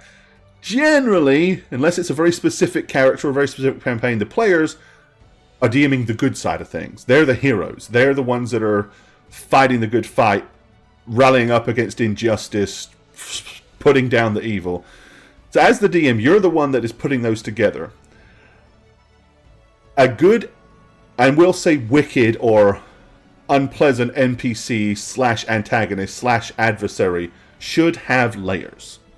Shouldn't be something that is just so cut and dry that he can be immediately identified as, that's the bad guy. It's fine if it's just an encounter, but if it's part of your main plotline, your main story, it's really nice to find ways to hide your bad guys. So, if you think about Jaws the movie, you never saw the shark to start with. Then you started to see bits of the shark. And it wasn't until the very end of the movie where you really saw the shark. You guys need a bigger boat. I mean, that's the whole why that line is so powerful. Right. It's because you finally saw it in its entirety. Now. And that's the concept that we're talking about, is not immediately having your bad guy revealed. Having it slowly revealed. Even if the players are pretty sure who it is, always leave that shadow of a doubt. Unless there's a very definitive reason why you wouldn't want to do that in the campaign. That gets easier, that's easier to start with. It gets harder the longer you play with people, because they learn your tactics, your style, how you do stuff. In the very first campaign, we was able to rickroll the entire cast and all of chat, pretty much, by making it to where every key NPC that they interacted with to seemingly do a good thing all turned out to be the bad guys at the end, all in the same cult. I could never do that a second time with this cast. Wouldn't happen. No. They would see through it in a heartbeat. I mean, hell, it's evident in the later campaigns where the players are like, I don't trust that Vizier. He's evil. It's like, because we just didn't trust anybody. And that's exactly players, it. Because you've developed a level where they know that you're very capable as a DM of making NPCs that seem very nice and turn out to be assholes at the end. They start to expect it. Yeah. And again, so then you get to flip it. And now you get to no, this guy is really good. Or have a guy who acts like an asshole, but is actually the good guy. Right. Yeah. Or flip it with Beecham, because Beecham's not evil. But he did have an agenda. He pursued that agenda. He did betray the party, but he's not an evil character. Like, I don't even think Radovan, who has been betrayed many, many times, ever was like, well, the next time I see Beecham, I'm killing him because he's a fucked. You know, it was like more of a disappointment than I need to get revenge because I was betrayed by this evil SOB. So Sass just said, so more Radovans. Acts like an asshole, but is a good guy. Yeah, that's it. I mean, I will say that, you know, not revealing the enemy, the evil guy, right on the outset is one thing. The other is, I don't enjoy monotone characters either. Right. Like, here's a controversial opinion. I don't think the Joker is a good character. He's kind of boring. Yeah, as in the Batman verse, he does crazy things, and some of the things he does is really cool, but he's only really defined because his whole point is to showcase the weaknesses or flaws of Batman's morality. And yes, there's been Satch, I think you and I have talked about Batman kind of being evil too, because he's all this wealth, yet he wants to use all that wealth to he could just go and systemically change things within the city Gotham and then not have to fight crime because it wouldn't be happening because crime is largely because of disproportionate poverty, desperation, survival. Yeah. So just or like all the old 80s slasher movies. Mike Myers, kind of a boring character. He just walks around killing people. Why? Because he can. He does. Who cares? He's the boogeyman. But if it's not like framed against something to prove a point or make a point, it's boring. So your evil needs to be. The best Batman movie is that one with Robert Pattinson because he's so bad at being Batman and the Riddler's so good at calling him out on it. And that's like the whole point of the movie is like. Right, Sass? Oh my god, it was good. Well, and you know, and it's all the different imaginations of Batman as well. I mean, geez, you know, it depends on whether you're talking about this period Batman or Dark Knight Batman. Right. Or I'm going to kill Superman Batman. All those... I mean, Batman has got some serious mental problems. We all know that, right? I mean... Yeah. And how could he not have? I mean, just to be real, how could he not have? But... I mean, right. But to be honest, again, Batman is one of the prime examples of moral ambiguity. Because do his ends justify the means in a lot of these things? Is he really a hero, or is he more just an anti-villain? No. The hero people need. Where is he? No. Who are you? I'm Batman. I agree. I don't think Batman has a good alignment. I think it's impossible for anyone to say he's a good guy. Because... he's not. He's just against worse people than him in a way. And he doesn't solve the problems like Satchmo said, right? Like Coach said. Because he could solve more problems. He could stop more crime. I don't know that I'd go lawful either, because... he's chaotic neutral. He does he's above the law. He's a billionaire. He can do whatever he wants. He can park on your roof. Yep. You just pay for it. His superpower is the dollar sign. So it's like... Right. Yeah, I don't know. And I'm sure that there are comic book fanatics that know way more about the history of Batman than I do. I'd kind of go... I'd probably He also has affairs with villains. Like, He is true neutral at best. Chaotic Neutral most likely. probably more likely. No. Yeah. he's just 100%. doing whatever he wants with his money and falling in love with people Yeah. he's trying to kill. That's it. I mean, he's got issues. I mean, and- any Batman with nipples on his armor can't possibly be bad. That's kind of true. No, so Nipple Batman is a better dude. Right. Well, does lawful have to be the law of the land or his own laws? Well, and that's the point. That's the whole. Yeah. That's the Ooh, the we're big circling question. back to lawful, baby. Yeah. So, I think lawful is personal code, and personal code almost always is in line with law of the land.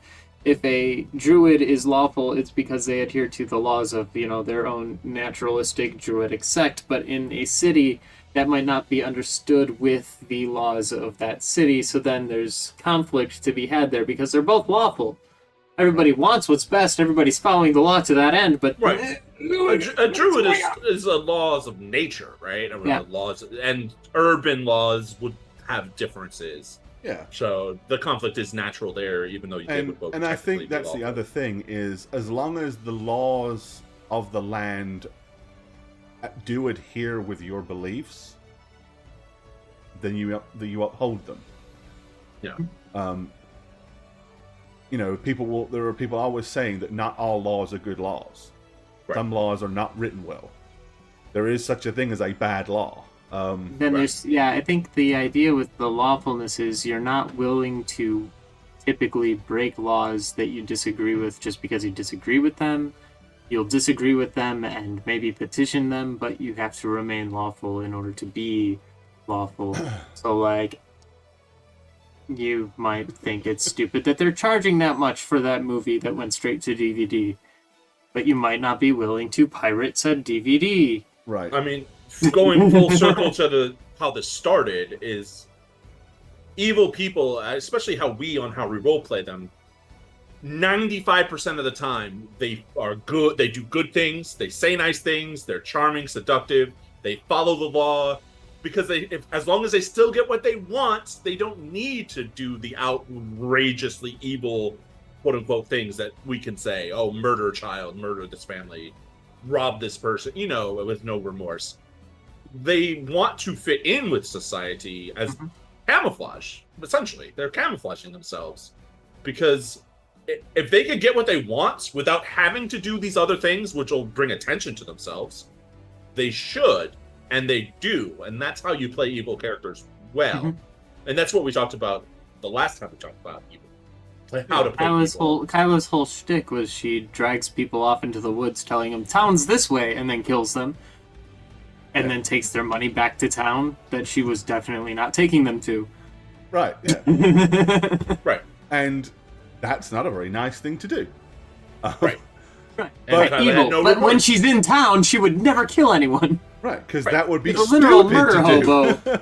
But she's not going to Right. make it a thing everyone sees, you know? Yeah, she's the ultimate murder hobo because she only murders in hobo-ish environments. Yeah, and then she's homeless, so she can afford a house. No, and that's it. So, and as I said, we have touched on this before, but as soon as it's kind of all part of this, as I said, from my standpoint, those are my advices for playing an evil NPC, setting up a good wicked adversary for your players. Make sure they have multiple levels. You should always create your main NPC as if it's a character that you're going to play in a game. You should give it those levels. You should think about a backstory. You should put the work into it that you're going to put into a character that you would play at a table. Because without that, it won't have those layers, right? Right. From the player's side, Right. And that's if what we were were to play an evil campaign as a cast, there has to be an innate understanding to find bonds within the party that you will not betray or cross. Because yes, it could be fun for a one shot to have everyone play evil characters and screw each other over in PvP to the ends of world. But if you're trying to tell a story, you got to create bonds that make sense within your framework of your character, where you can still be evil, but not go against your party. as and that was partly set up in the concept of the evil campaign with Emlyn and Kyla later on, right? Because Kyla wasn't in the original, I don't think. Right? Satch? No, you came in the next campaign. Yeah, I was in the second round. Right. The first campaign was set up that these guys needed each other to survive. Mm-hmm. Yeah, and that was what bonded them together. Like, we need to stay together to survive because we're escaping this boat and we're without our power spikes at that moment. Radovan with Emlyn with his book, and Tolgar without his tribe, and whatever Olivia was all about, which we don't have to get into. Yeah, the second one, we were bounded by our binding rather was hating Porthen de Wint so much. Yes, we had another evil person we were against, right, Satch? Exactly. Yeah, because the first one was Rise of the Fallen, which is basically where, like, as you said, it was 4 characters that were all on a ship going to this magical prison island, which is a magically null void zone. The ship goes down, they end up on a quote-unquote desert island, and by necessity have to work together. Then they manage to find a way to escape, and then once they do escape, they go about trying to get even. Yeah. And then how all that kind of played out was left where they didn't really get to fully get even.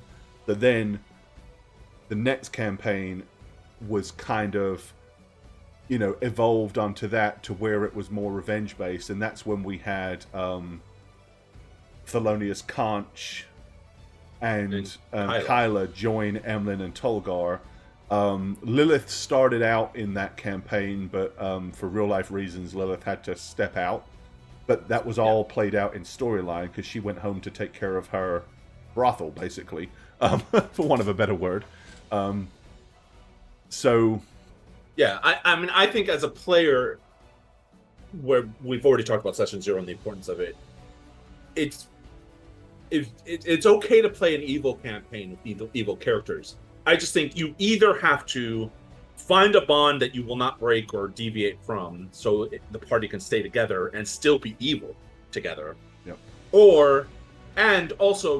But this also goes with good campaigns. Don't play that loner self person who has no connections to anything and just plays on the edge and just wants to be an edgelord, because that just doesn't work in any party, right? Like, why are you with these guys if you don't give a shit about them and you don't really agree with them and you have your own agenda, but you don't talk about your own agenda and you don't allow an opportunity for that agenda to show itself? Yeah, you never allow your own story to be told.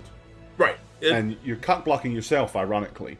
Yeah, but you don't have to be evil for that to be a problem. That happens in good campaigns too, where people are like, I'm playing that edgelord characters on the sidelines. I've never seen a good bout of roleplay start with a character going...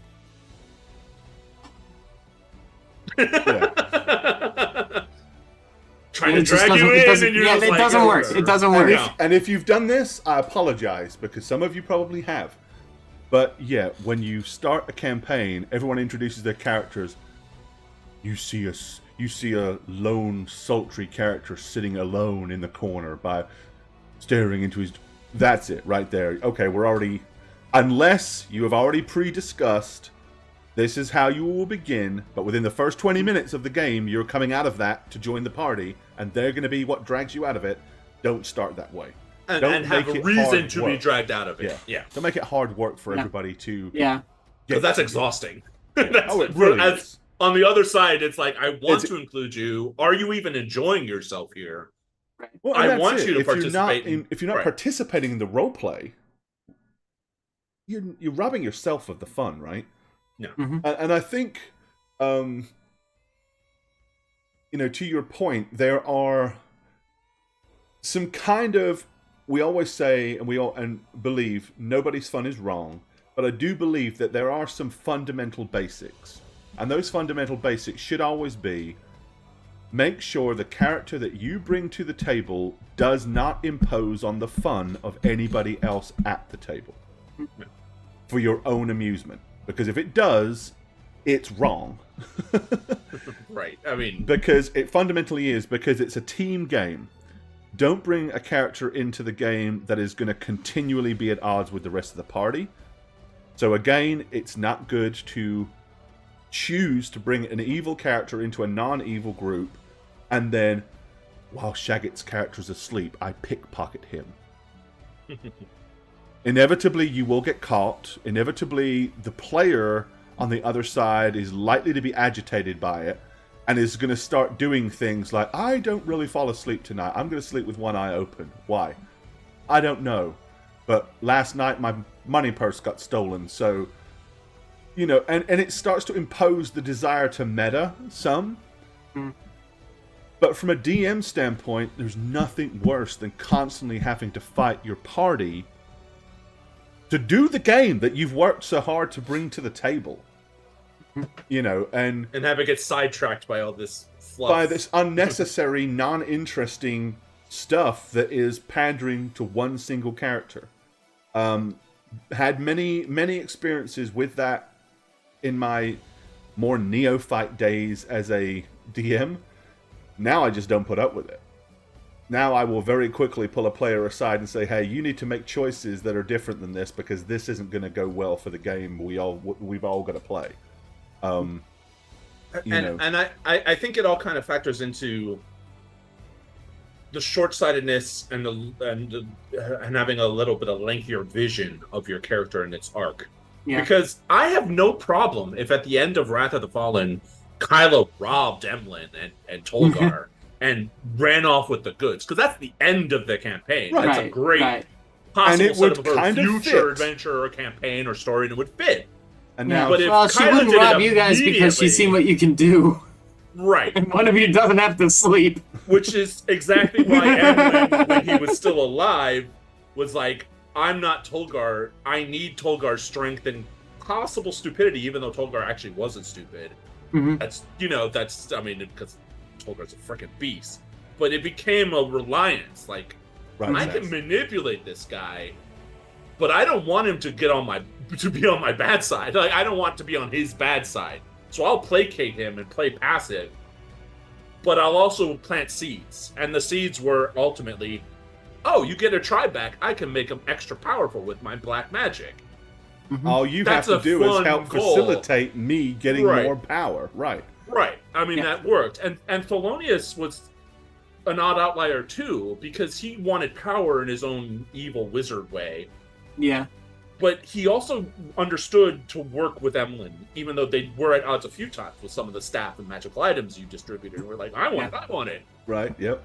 But that was also helped by Emlyn becoming undead and no longer really caring about that stuff.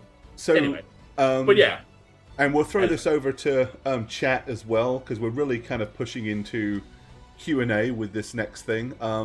So I'll tell you what, we'll actually do that. We'll push into Q&A, but then I'm going to start by asking you guys a question. Questions and answers.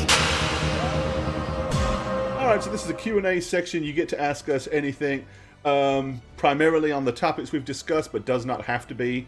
But before we do into that, let's start with Satchmo and see how she thinks. Can you give me an example? You kind of already did, but a specific example of when playing Kyla, when she did resort to doing an evil thing that you can remember or highlight. And I'm not doing this to put you on the spot, because I don't. You may not. The answer may not be, I don't really know that she ever did openly during gameplay. Honestly, she did evil stuff, but it wasn't so much. It wasn't like she wasn't like highlighting doing evil stuff. Like, that wasn't her attitude. Her evil is just her willfulness to literally do anything to anyone if it means it will benefit her.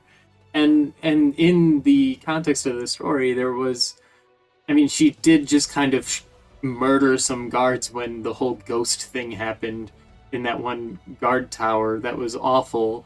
I'm like, okay, Tolgar, go in there, kill those guys. And then it's like, okay, I'll take care of them. Goes in, how do I take care of guards? I'm a ghost. Like, okay, so now they're fleeing. They get to town. They're coming back with guards, and we have to fight more guards. And then everybody knows something's going on. Right. No, kill. Okay. So, But like, seriously? would you say that Kyla showed a lack of concern or empathy for anybody else? Specifically, Emlyn? But everybody in general, realistically. Oh yeah, everybody in general. But yeah, no, killing Emlyn was kind of like, I think Kyla took charge on that. And that is a great point to bring up.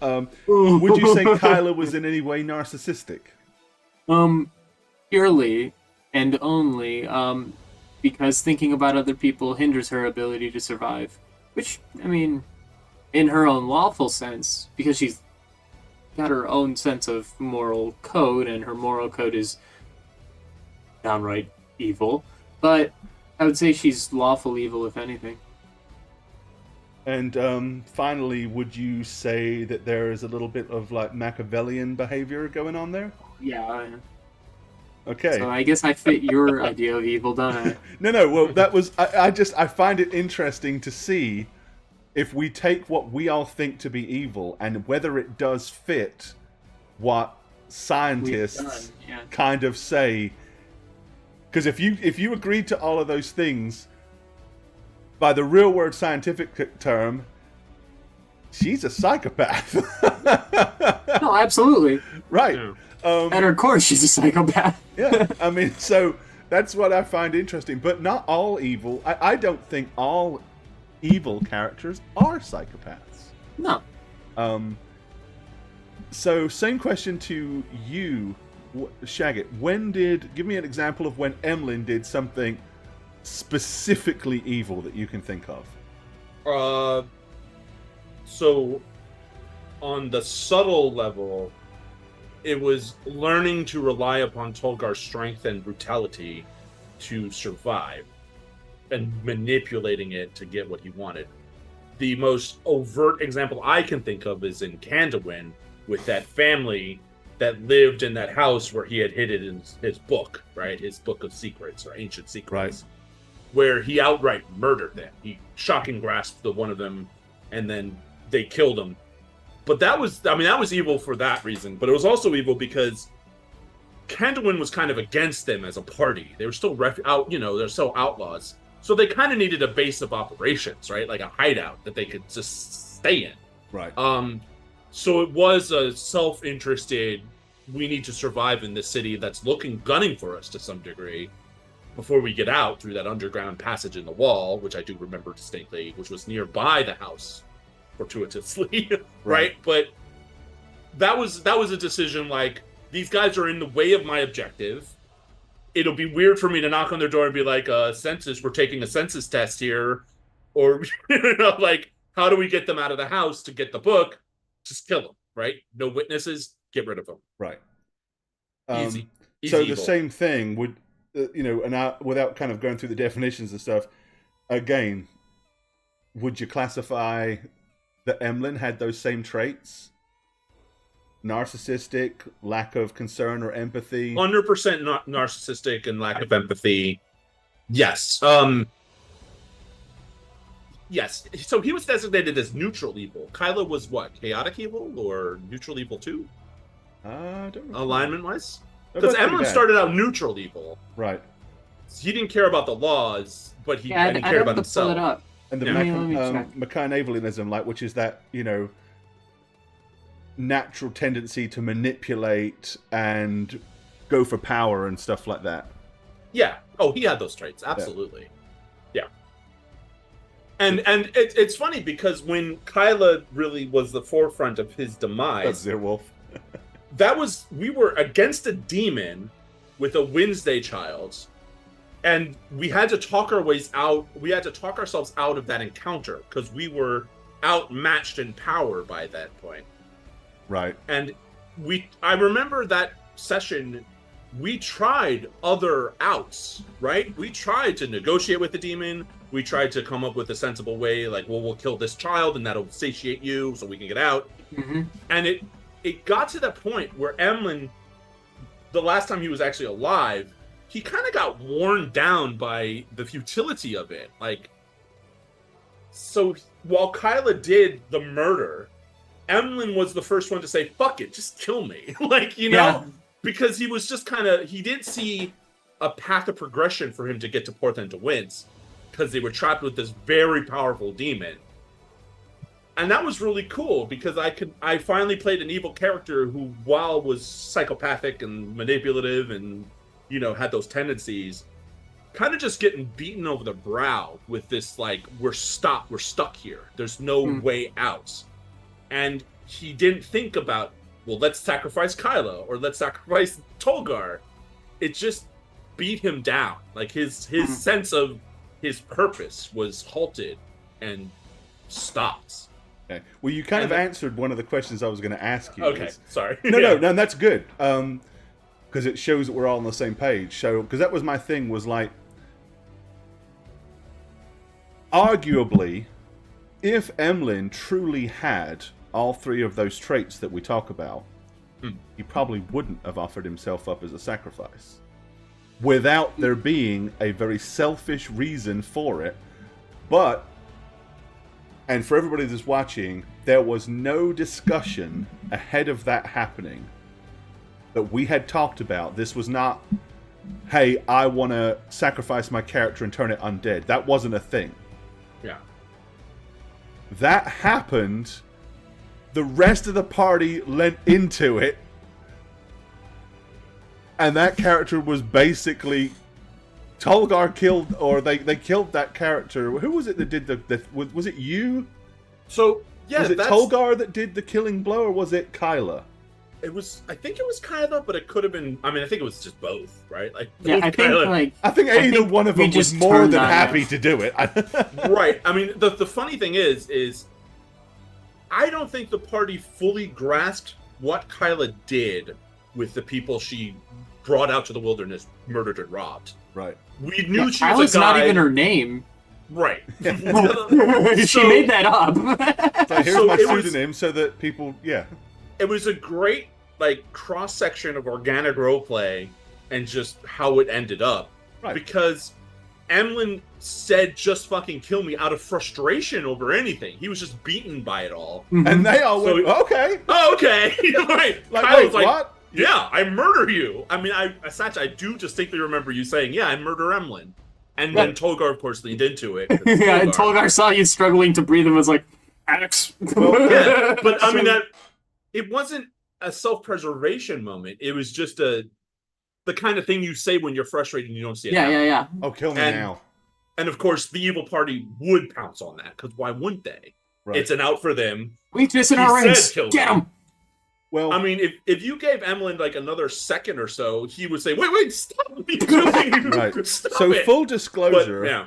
as the DM at that time, I did not expect that to happen, right? Because so the demon, if you remember the demon that we were playing, and it was the one that gave me a sore throat for a week. Yeah. It was one of those things where he was testing, he was pushing, he wanted to find out, are you Right. really the bastards I hope you are, right? But I had put in those couple of prisoners, if you recall. Mhm. And it was like, hey, it's easy to kill a nobody that you don't know.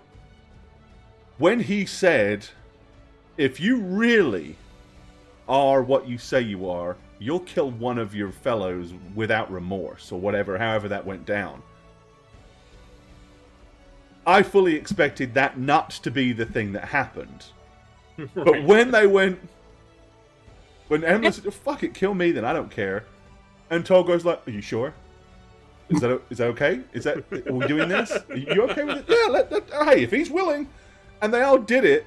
It was like, wow. That's the thing, though, is we didn't even ask questions. We They just just did did. You just did it. We just And- did. And it was like, okay.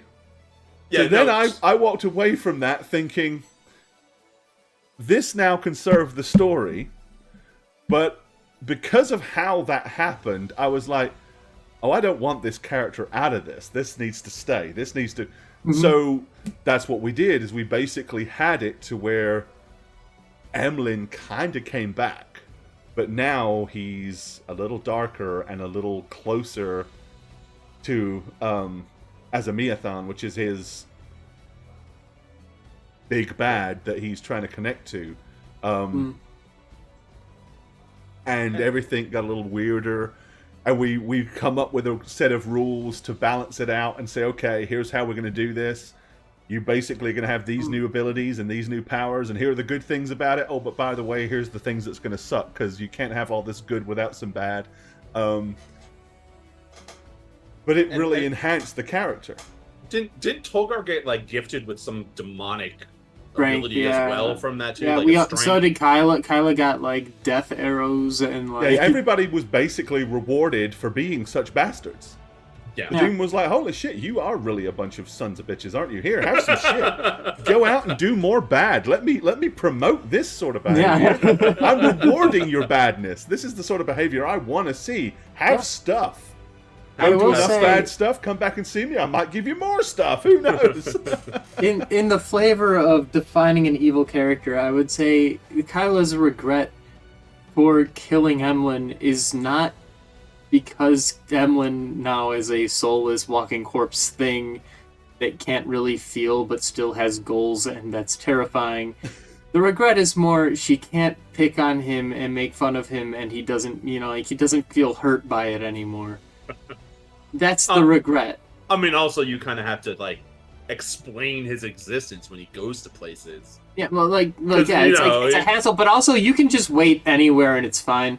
Like, just go in the woods. Care. Doesn't You don't matter. need to Like, sleep. you don't care. You just listen to orders, and that's great. But like, she really misses calling him, a horny little goat boy, like, and like that shit. Well, and Doesn't it's- have any weight. Hey, I got my revenge too when you guys went to the tavern and I just stood in the window staring at you. I was like, I love that I could do that with Yeah. no remorse. If and you haven't no, seen like, these characters, qualms. they are some of the most fun characters we've ever had Yeah. on How We Roll. But I posted the two campaigns that they're in up above, Rise of the Fall and Revenge of the Fallen. It's so worth a watch, even if you haven't got that far yet.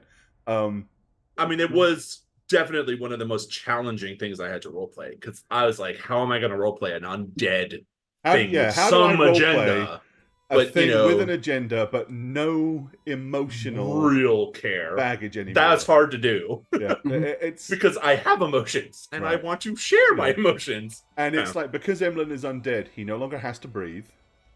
He no longer has to eat. He no longer has to sleep. So none of those things. He's now the perfect watchdog at night, really, if you could trust him. It's But- free healing if there's a town where he can just go kill a child or something. But he can't heal. Cure Light Wounds doesn't work on him anymore. It hurts. So all natural or magical healing is out the window. So he has to rely on vampiric touch And and slashing. Because I have basically he has an innate ability to kind of vampirize things that he tears to pieces, which just added to the disgusting brutality of what he really is. And some of the funny moments when he's trying to catch a pig in a farmyard. That was hilarious. There's we nothing go to else to town, eat. he's injured, he has to go and So tear up the wildlife. he's basically running around trying to slash and kill pigs to get a D4 worth of hit dice to heal himself. I mean, lots of fun stuff come out of that. The point there is you absolutely can play and have a lot of fun with an evil party, as long as the DM understands that the goals have got to be something that they will lean into and be willing to invest in. And as Satcha, she said, and as Saget, he said, the desire to make sure from day one you've all drawn your little boundaries to make sure we don't step outside, which destroys the element of fun. Sass, it wasn't a question, but I'm going to read it. Said, I had come out of a campaign where my character had a predominant role. Well, actually, before that, she said, I have had to change up how I wanted to roleplay a character in the first session because no one else would take the lead on accepting quests.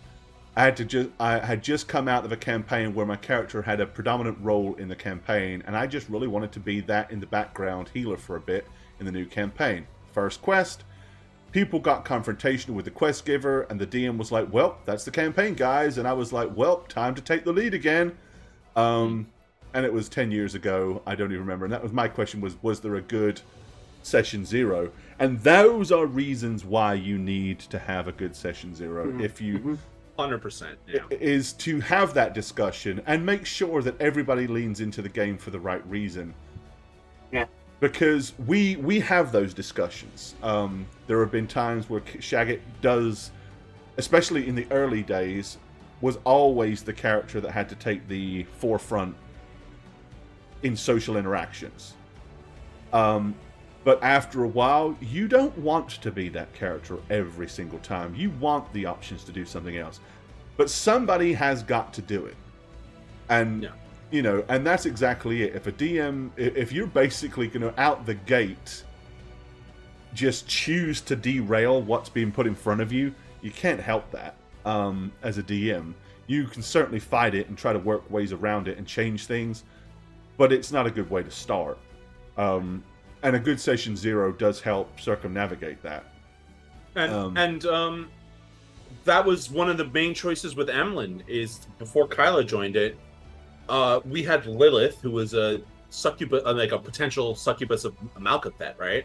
Yeah, and she was a thrall she was basically a thrall of Malkuth, so she was like a basically a cult member that's following a cult with the inevitable eventuality of gaining enough power to become a succubus. That's basically it. And Olivia was a naked druidess character of mixed alignments or whatever. I made Emlyn asexual that campaign because I didn't want that to be weaponized, like sexuality to be weaponized against him. I was just like, I'm going to remove that from the board because I didn't want that to be a conflict with Dystress and Spook. It was a clear goal not to have that conflict within the party, which is kind of unfortunate because then when Kyla came along, you know, the campaign later, the little horny goat boy was funny, but it didn't affect Emlyn at all because he's like, I don't really give a shit. But I made that choice specifically for the party unity as under session 0. That was the choice I made with Emlyn initially. And for the better, I found. Yeah. No, that's it. And, you know, I think that's part of the, you know, part of the fun of D&D is being able to do things that you wouldn't do. It's being able to step out of your own comfort zone. It's being a thing that you could, or leaning into doing things that you could never do in real life. Being the hero, being the bad guy, because some of us, man, there are times when sometimes you just want to punch somebody in Walmart, but you know you can't. And being able to kind of do some things like that. It can be very therapeutic to play evil characters. I know that sounds weird to say, but it can. But you have to have the control over it too. You know, you've got to draw those boundaries. But there we go. All right, guys. Well, do any of you guys have any questions? Zero says, I have a problem with my characters always being murdery. Well, there you go. You got to make choices to not do it. Just tends to happen that way sometimes, I know. Of course, if you're playing a lot of Warhammer Fantasy roleplay, murdery tends to happen more often than not.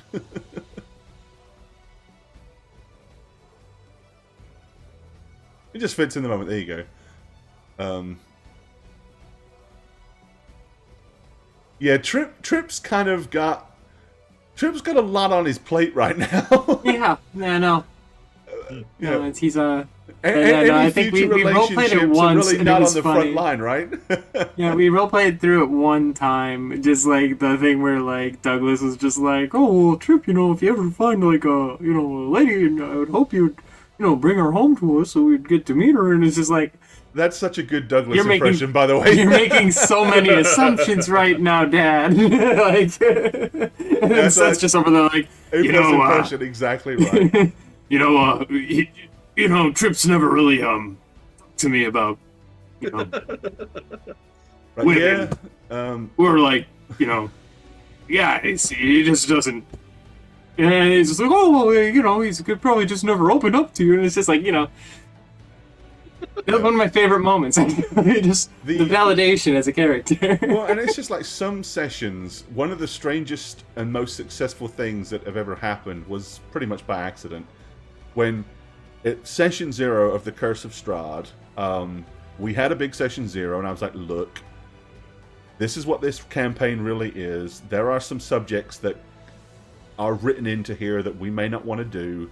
What are we okay with? What are we not okay with? We addressed all that up front, highlighted the parts that we weren't okay with, and kind of said, well, these are all getting changed. But while everybody was trying to decide on the concept, I think it was Christy that said, wouldn't it be cool if we were all a family? And Yeah. everybody was like, yeah, that's cool. But Matt was like, well, the only problem with that is I don't want to be a human. I want to play a halfling. They said, hey, that's cool. We can have adopted you.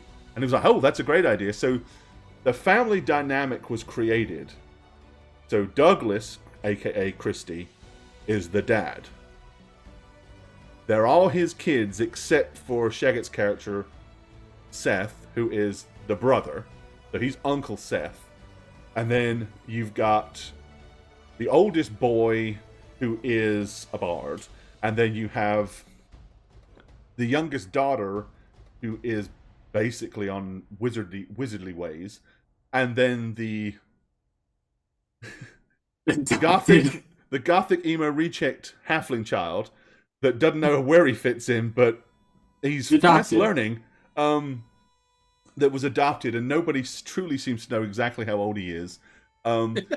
Trip knows because he told me when he told me his birth name how old he actually is, and that's why Trip's always so mad about it. But Only my baby boy. He's a grown man. No, well, you don't know that. No, I do. Yeah, in halfling society, he's grown. Don't buy into that. He's abusing you. But I mean, that fits perfectly with Christy playing Douglas as a pushover. Yeah, it's Right. perfect. I mean, Yeah. you know, it's like great. But He's because a of good the dad. He's choices- just Oh yeah, no, absolutely. I mean, but it depends again.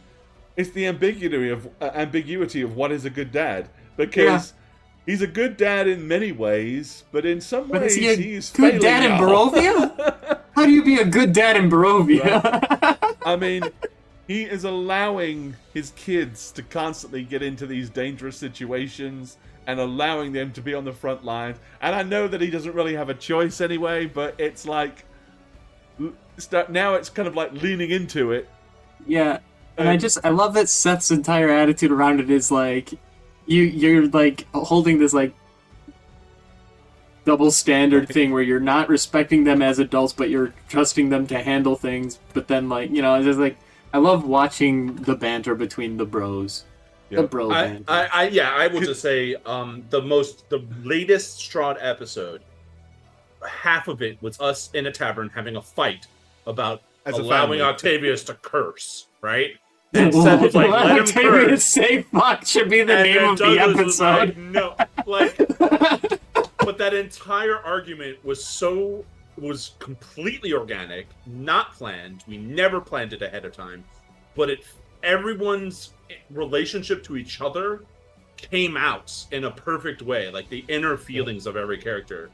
Especially when Christy, God love her, said, "Let's go around and say I'm sorry." You know? And I was Oh my like, god. Dude, What I would love Seth those, do here? those inherent dad moments. Like, it's Yeah. like the dad joke, but with emotions. Yeah. It's like, So yeah. everybody so that come out and say you're sorry for something. Even if you're not sorry, you got to say you're sorry. You got to be Right. sincere.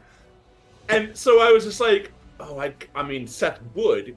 I'm fucking sorry. You know, like, just Yeah, that was a so little good. bit. Like, Oh, And it's it- so and then- good. That spurred on the whole rest of the fight with Trip getting on the fields with Douglas. I mean, it was so good and so not planned. I bet you, Gore, you were sitting there like, I love this because I don't have to do anything, and it's I've happening always organically. said the best time, Yeah. the most fun for a DM in my mind, and not everybody feels this way. I feel 100% sure. But any time we have an environment where the players just organically dive in and get involved in themselves Yeah. without me having to put an NPC or anybody else in. It's magic, because it's like I just get to sit back and watch. You get to the be show, a viewer right? too, right? Yeah, And it's just so much fun. And then, even if I've got something that I want to put in, if it's nothing that is time sensitive, I'll wait. You go on, do this. Let's do this. This is far more fun. Right. Because it then also elevates future content where we don't have that time to have that conversation or that argument. Right. Because it factors into the choices we, as our characters, would make in a given situation. I mean, it's just... that episode is going to go on our YouTube, I think, this week. I think we're finally caught up. Good. And it's such a good, like, moment where at the end, those are the sessions where at the end I'm like, I love this shit. Right. Same with Vessler and Piper cutting off, killing him. Same with Emlyn getting murdered. I mean, those are the moments I love. That's the thing, though. Is like, I think we're like really, like not killing Strahd, obviously, because he's gonna kill us. But like, as far as the campaign Curse of Strahd goes, we are killing it. Because like, it's just like every episode I feel like is one of those classic episodes. Right. Well, and here's the thing: we had originally discussed. I hate the shopping sessions. Yeah, we don't like them either. We stopped doing them there. Yeah. Yeah, it's one of the things when we first started Strahd, we knew it was going to be a massive campaign. It was going to take way longer than any other campaign that we've done. Especially to do it justice the way it needed to be done, because as written, you can kind of cram through it pretty quick. But it's not really... The topic and the story behind it is too good to just play the poorly written module the way it's written. Because there are many things that I'll apologize for and say this is just my opinion, but I'll absolutely say this. Curse of Strahd is written as a piece of shit. It is badly executed, and it is not a well-written module. I will die on that hill. There are way better modules in the way they're written and put together, but from a thematic standpoint, it's excellent. It is. Are y'all doing Milestone? Yes and no. It's mostly Milestone. I would say we level when Gore says, "Oh, and by the way, you leveled." We don't really track. No, we don't track experience points. I keep a rough track, and then when we get to when they do something solid, I look at the experience points and think, "Yep, they will have leveled," or "Hey, they're close enough. Now's the time to allow this to be a level."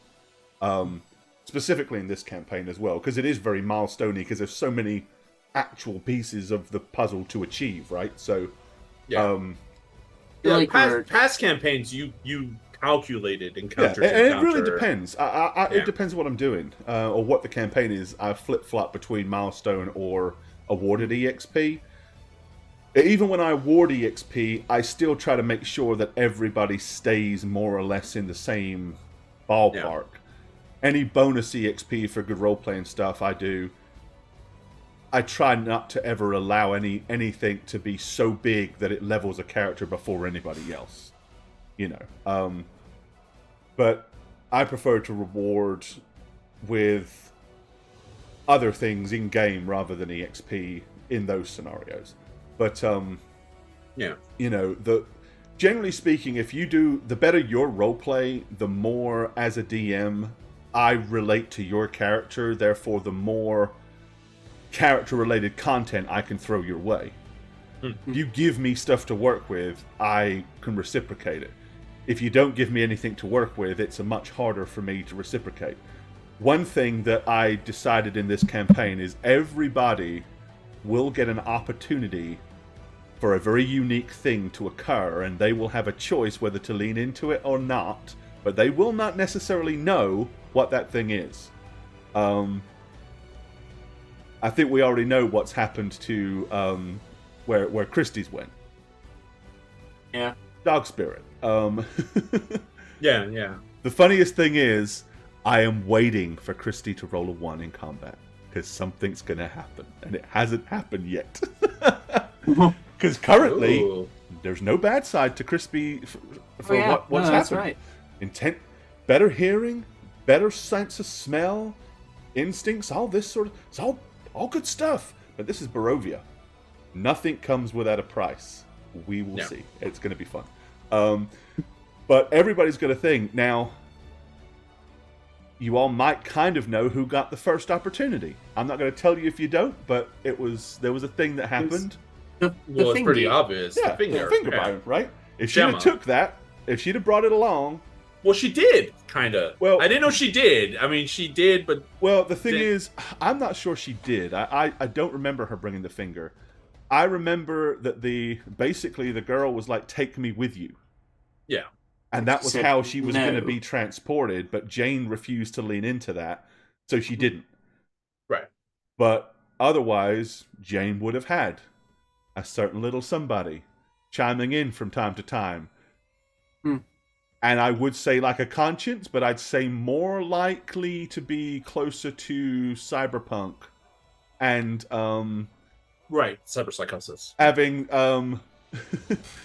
Keanu Reeves' character constantly chiming in and giving you advice that you may or may not want to hear, and being argumentative, which again could lean in, because what I was going to do is I was just going to start private messaging Jane shit, Yeah. and then have her react to it, and everyone was like, "What the fuck is going on?" Because no one else is going to hear it. But everybody's going to have one of those opportunities at some point. But it's all going to come at different times, and it's all going to be very relevant to something that they bring into, kind of bring into the limelight of the campaign. Crispy was so obsessed with that dog. It was like, yeah, let's use this. When the dog dies, let's have a little weird ritual. And if you do this ritual, Which we kind of forced her into. yeah, she didn't want to Yeah, no, do that's it. the You all thing. made her do it. We kind of made Douglas do it. So Yeah, because we couldn't cope. yeah, she could not cope. She was Douglas was a broken yeah, shell. we of a man. we did Zero Wolf. We did the Death House. We changed that a lot. We rebalanced it, made it make more sense, put a lot of stuff in it to kind of make it make what was going on relevant to the rest of the campaign. Changed the final conflict and all that stuff. I cheesed my way through the Death House the Yep. first time I ran it, so I didn't see a lot of it. But the things I did see, there was a lot of differences. I mean, yeah, it was If really you run Death unbalanced. House as intended and the DM plays it as he should, it's virtually unsurvivable. It really is. I'm not saying it can't be, but Yeah. and if you're going to run it that way, you almost don't want to run it at all, because about the only good reason I could see to run Death House as is to play it, let all the characters die, then say, okay, now roll up your new characters. your real characters. Your So you're real really- characters that you're actually... And then them go, holy shit, is this a taste of things to come? Yes, it is. You could do that, but other than that...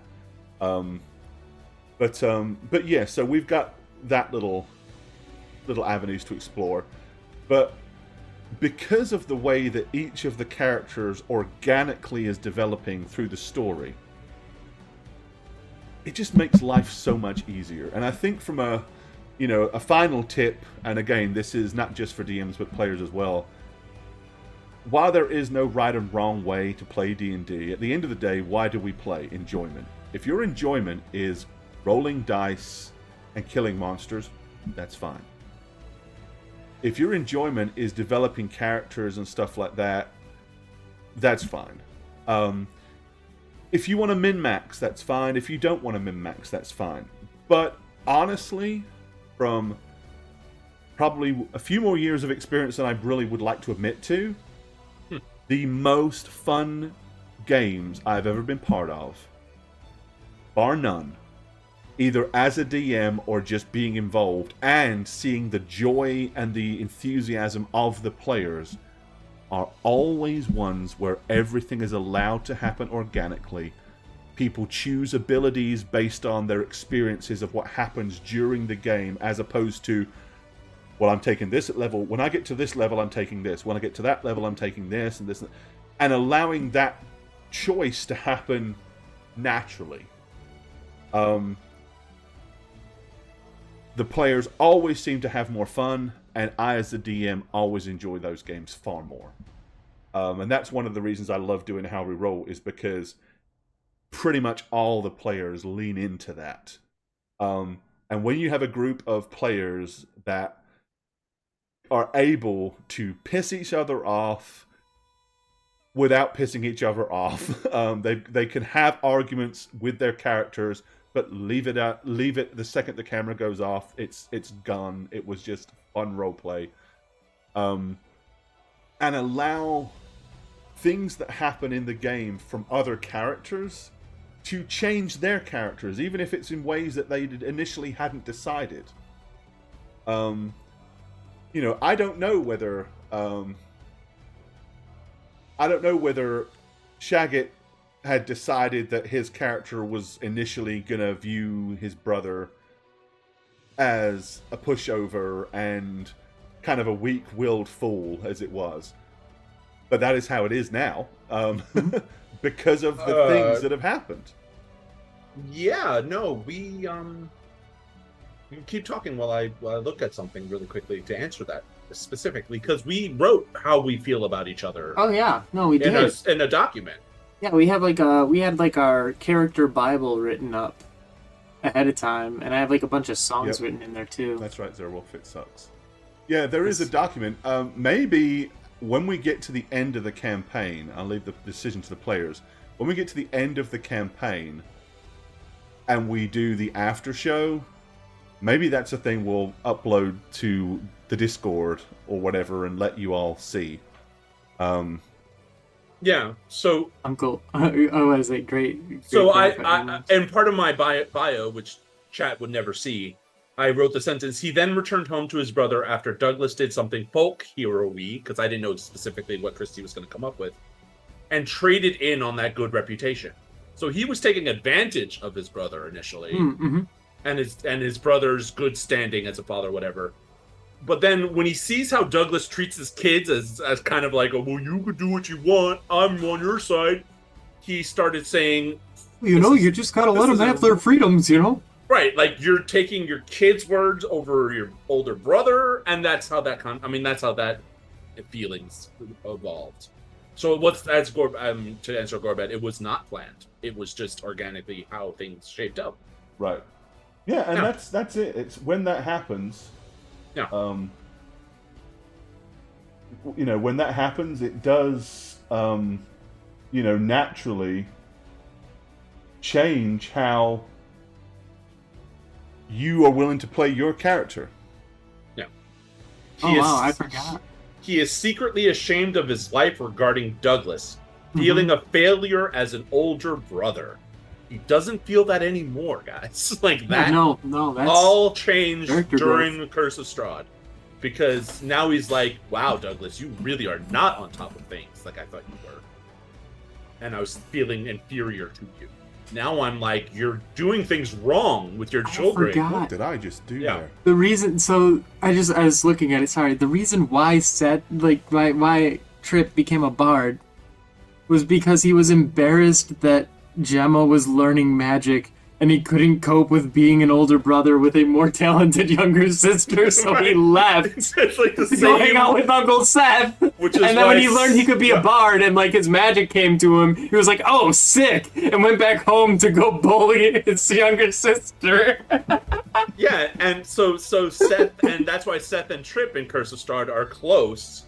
And while obviously Trip has feelings towards Seth as well, and Seth loves Trip out of everybody the most. He's like, because you understand me, you're with me. It all stemmed originally from both of us feeling inferior, and now that's paradigm is shifting, all because of the role play and organic changes. And that's awesome.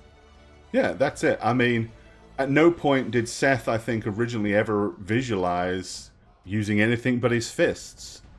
Yep. But then his two nephews show up with a present. Yeah.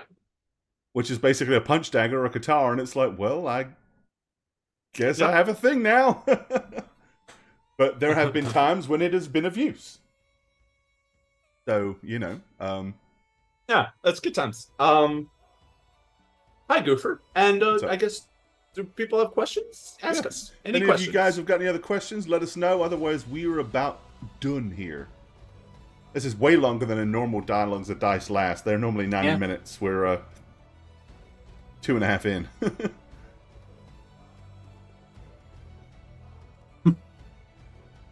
Yeah, man. Someone ask some question, please. Yeah, we've asked ourselves a bunch. Goofer Jr. has a question for Shagget. Okay. What's up, Goofer? Yes, Sass. If it's how he maintains his attractive appeal, Shut up, Sass. Okay. Sandwiches is the answer to that. Sandwiches. Sandwiches. I have a real life friend who doesn't like sandwiches. I don't want to be his friend anymore. It's World Dominator. How does Dom not like sandwiches? You need me to kill that guy for you? I just say, hey, the sandwich is such a it's such a wide spectrum. To not like sandwiches is like saying, I don't like food. I hate music. No, I'm still trying to reconcile. This is my weakest. There you go. That's a good question. How do I switch between my different characters so easily? It's not easy. I would argue that the first several sessions of a new How We Roll campaign, I still play the previous character. No, I think we all kind of do. Because it's a transition, right? Yeah. If you go to the first Evil campaign we ran, Rise of the Fallen. No, not that. I was thinking Veslar. Dark Inquest, yeah, was the first character change I did, where I was coming off the heels of Radovan Rainier, playing Veslar. The first session, they were kind of the same in like personality. The growth came thanks to Gorbad and the campaign we were running, right? Like I got to respond to a different situation, and then ask myself, does Veslar know this factoid about ghouls, for instance? Radovan encountered a ghoul, so he knows that they paralyze. Would Veslar know? And then the question is, well, okay, roll a knowledge check if you want to be technical, or otherwise just think, would he have encountered them? You choose. I choose. New characters on How We Roll, and Satch, you can agree, is always like the first few campaign sessions are, ooh, how do I play this differently? And then like if you're trying to do a voice for it and you've been practicing like for weeks, and then you get on the show and you're like, oh no, it won't come. Yeah, it hasn't come. So with Veslar, when the opportunity presented him to kill a corrupted baby by throwing it into a furnace, he did. And I made that choice because it made sense to his character, but also it was so drastically different from what Radovan would do. And that kind of helped delineate the two. Right. I felt it helped me find Veslar's personality.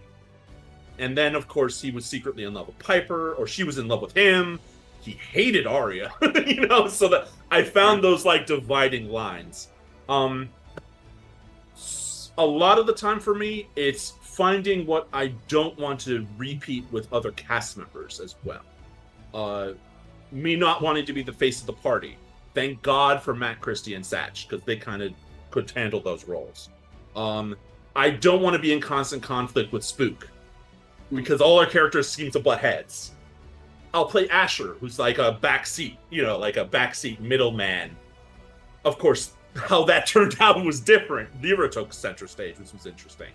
But I also think about how the different players that I'm playing with are different and want to do something different with them. I don't know. That's a roundabout, complicated answer. What Goof, Zerwolf, and Sass are talking about right here. I have a tool that I have given to the players in the past. I don't do it anymore because I don't need this tool. But I actually have a little document that I will upload to the Discord for you all to play with, do whatever. That basically, it's a series of questions that you just kind of go down and answer. And when you do that and answer it, at the end of it, you kind of have a fleshed out basis of a character. And it's good because it's thought-provoking. It makes you think. about some of the answers, and then when you do so, you kind of, come up with different ways. It's just like, to a test, it's struggling. Like as a DM, we're playing so many characters. Now, I'm not saying that any DM needs to voice act anything, but if you've got the chops to do it, it just adds something, I feel. It adds. So you lean into it. But I'll tell you one of the challenges I have, and I mentioned this to them the other day. I'm inherently British. I've been in the US for a very long time. I have a lot of international friends.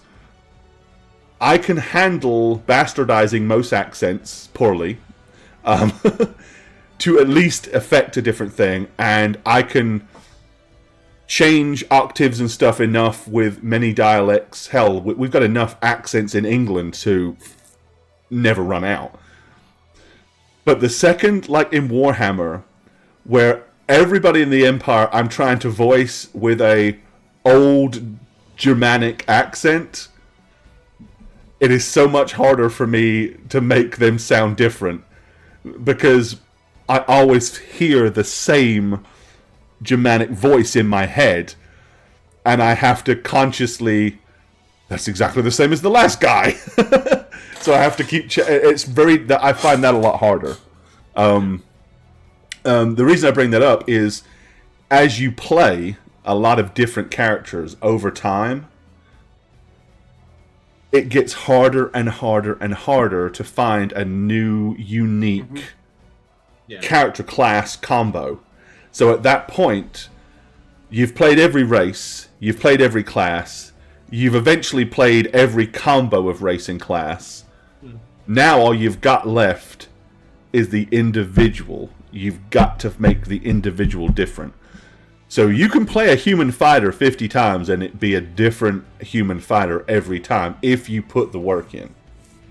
Because what makes a character is not the stats on a sheet.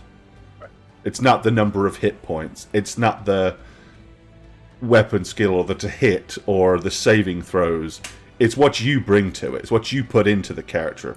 That's what the character is. And when we talk about games we've played, it's hardly ever do we remember the great dice we rolled, or hey, do you remember that time that I did this, and did this much damage to this thing? Unless it was a particularly absurd scenario, like using an entire magic missile necklace loaded down with beads to basically drop like 28 magic missiles on a creature that only had a hit point left. But the player in me hated that moment, but I loved it. But again, it was the height of showing why people are not min-maxing. Mm-hmm. The common, people always constantly ribbing Shagget about the +2 spear, constantly giving him a grief about selling a magical weapon for 25 gold pieces.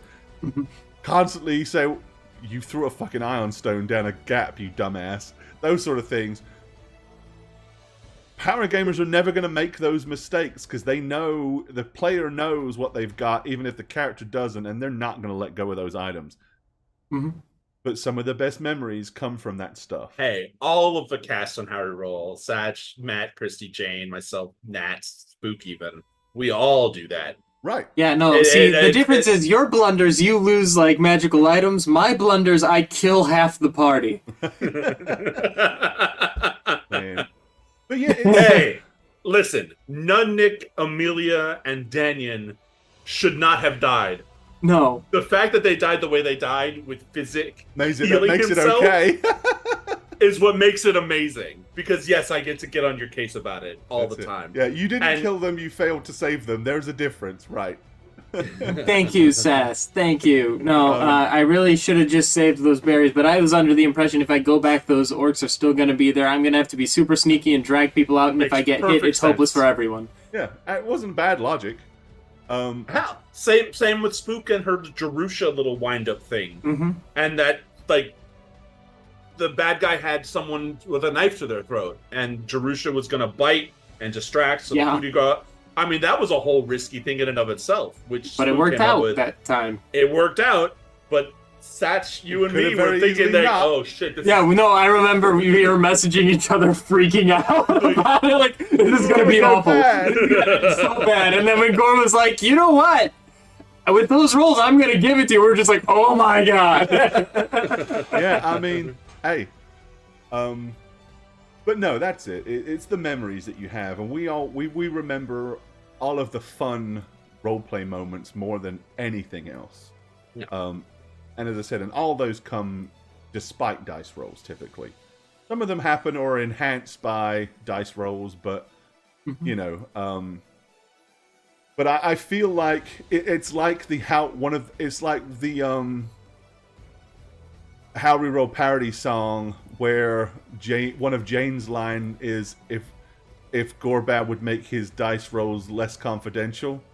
Yep. In other words, if I was to not roll the dice on the screen, but roll the dice here, like as if I had a dice screen, and then just tell you what happens, you would probably have a better time of it. That's why we don't do it. Yeah, so Junk, there are moments on How We Roll that are purely mechanical, right? The drow dart throwing fails that happened twice in a row where I rolled a 1 twice. With the darts, yeah. The magic dart I did in Warhammer where I blew a guard up with like 51 damage because of Ulrich's Fury. The acid bath that Jane had to deal with. The Babao demon that Bane killed with 1 hit, it's a crit in the back. I mean, those are epic and they're memorable for sure. Yep. But there are much more moments that are strictly from roleplay and choices. Yeah, and good and bad. Good and bad. Because we, I think as a whole, ask the question before we make our choice, what would our character do? Not what is the player's smart thing to do. Or clarifying boundaries, like, hey, I'm not here, so can I hear this? Because I want to make a choice based on what I listen to. So then, of course, Gord's like, well, do a listen check, perception. And if you succeed, you hear it. If not, you don't. And then you have to make your choice because of that. I mean, I don't know. It's it's 100% true. But one of the things, and this is a weird distinction to make, but something you just said, what would my character do? Now, I believe 100% that is what you should do, but you should always preface that with, sure, but is this good for the game and good for the party and good for the story? Right. Because 100%. As Shagget knows, my biggest pet peeve is when a player makes a bad decision, and I don't mean a bad choice, I mean a bad decision as in they do something to derail the game or to cause a problem for another character and then justify it with, but that's what my character would do. No, that is what you chose for your character to do. There were other choices. There are always other choices. Choose something that does not cause a problem for everybody else. Finding that line. Yeah, you've got to find that line. And it is not a competition. There is no I win in D&D. The only win is if you have fun, right? So you're not playing against the other players. It is not Monopoly. And we're all trying to have the same level of fun and the same level of enjoyment. And if anybody, for any reason, at some point isn't having fun, it needs to be addressed and it needs to be rectified. So, that's a thing. Gots to do that stuff.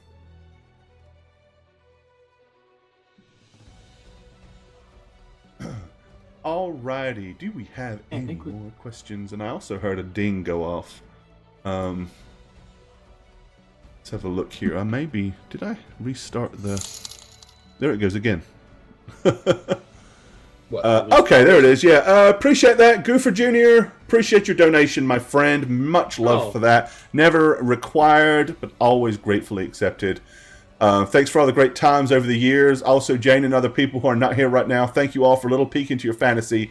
I've enjoyed it as lurking. Cheers. Well, you are welcome. That's why we do what we do. We do it to quite honestly, we enjoy doing it and we have fun. And as long as there are people that like to watch it and chick in, we appreciate that too. So much love for that. Yeah, I just noticed I don't have the donation tracker thing running. That should be. Probably because I knew we were doing the Darlings and Dice, and I usually don't do them. But now I fixed it. Now it's running. So, yeah. No more questions?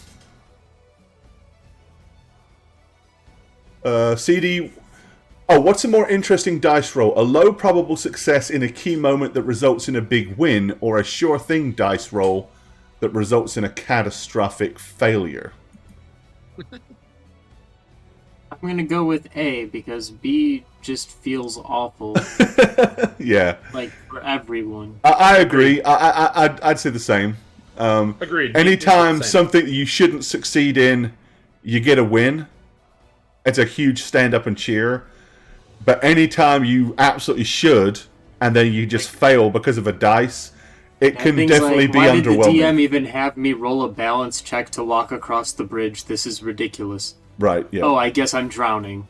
Yeah, the most memorable moment that I can think of was Matt when he summoned a barrier over a summoning pool to keep the demons at bay, because otherwise we get more and more in that final big bad encounter. That was a hard thing because there's a resistance check or something, right? That someone had to roll for it to succeed, and it was kind of a high DC, and he succeeded because that changed the whole scope of that fight. Yeah. And that was a great moment because it was a great plan, which I honestly felt a little jealous. Good plans that good plans like, that are executed you thought of well it, I couldn't. are awesome. No. Talk us about how do you come up with the stories? Do you get the feeling from a book, movie, or maybe some personal experience into extreme perspectives? A little bit of both, and some other stuff. Like sometimes I can listen to a piece of music and it will, not even necessarily a song, but a piece of music, and it will instill a certain feeling. And from that feeling, I can come up with the basis of a story. Or I will literally just sit down and start making some notes and write down some ideas and then take a piece of this idea and a piece of that idea and then eventually say, hey, this would work. And when I initially write a campaign, on my blog, I've got stuff about that, which some of it's contradictory because I kind of go into, here's how to really, really, really build a world and create an environment and all of that stuff.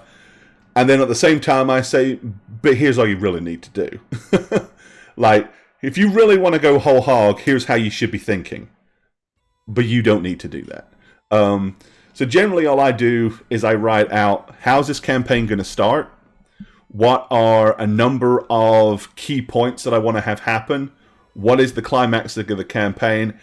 And how should the characters as a whole interact with it? Then I take that into session 0, see what the characters are going to play, and then modify what I have to fit the group of characters that are going to be playing in the table. So that we ultimately have a campaign that is going to work with the players and the characters that they've created as opposed to work against them. You know, have you translated a personal story into a D&D story? Yes, many times. I've also taken past campaigns and games that I've played in the distant past, seen how certain things happened in those games that weren't scripted, and said, that would make a good script, and then actually take it and turn it into a campaign. I mean, isn't Arconis itself, you started at a neutral state, but was a world that you had run? Yeah, Arconis was a... Arconis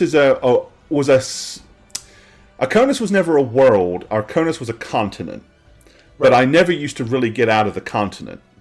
But because How We Roll played for so long, it was like, we've almost filled this continent, and I don't want to continually fill the continent to have nowhere else to go in it, because once it's all defined, so then that's why we started to venture into other continents to where it's, hey, we have a new canvas to play in.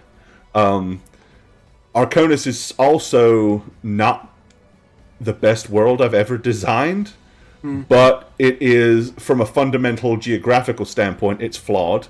But at the same time, it's fleshed out enough that I can just pick things up and drop them in places and run with it without having to do a ton of work. So, I kind of went with that a little bit.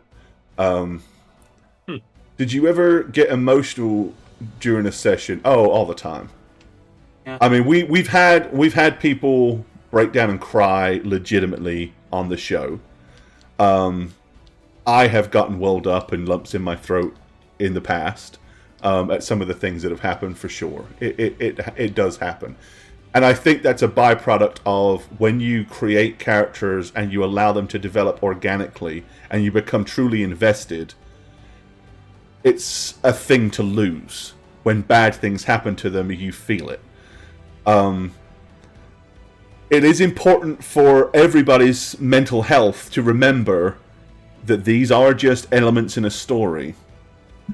And the healthiest way to think of it is, if a character dies or something bad happens to a character, did it make a good story? And if it did, be okay with that. Be happy. Maybe you're a little sad that the character's stories come to an end, but be happy that there's a story that was told and it was a good story. It's not healthy to get emotionally attached to a character too much to where it affects you in a very negative way when you lose the character. But that is a fine line to draw for anybody that is an emotionally investing player. It just is. Favorite house rule? Depends. Totally depends. Different house rules, different games, different tables, different rule sets. Favorite house rule for 5e? It's fuck that bullshit healing system that is very unrealistic. But yet on the current campaign, because of the way because it's the first time we're running an actual pre-written campaign, we're using it because I'd have to virtually rewrite everything if we didn't. But God. I like our typical 3.5 style game in they're much grittier. 5e Squad. Yep. Stern Brightblaze still gets me every term, right? Be grateful of the moments the character was alive, then be sad about the moment it dies. Right, that's it. I mean, you can be invested and be allowed to have... I think it's good to allow yourself a moment to feel when that 100%. Happens, but you've also got to... It's just like a relationship. When a relationship of any kind ends, you should always allow yourself to deal with that grief and go through the feelings and go through the motions. You should give yourself permission to do that. But you also have to mentally say, at some point, I have to put this away. Now, that's easier said than done, but eventually it typically happens organically. But it's not good to wallow in any form of misery for too long. And it helps that, I mean, we've been doing this for nearly 10 years now. Yeah. It helps that we called ourselves How Reroll, the idea being that we're gonna refresh it every once in a while. Yeah, characters do die. Not only will characters die and we have to reroll new characters, but we know to put characters aside after a while to be refreshed. And play something else. Fresh, something different. Yeah. That's the reroll part is...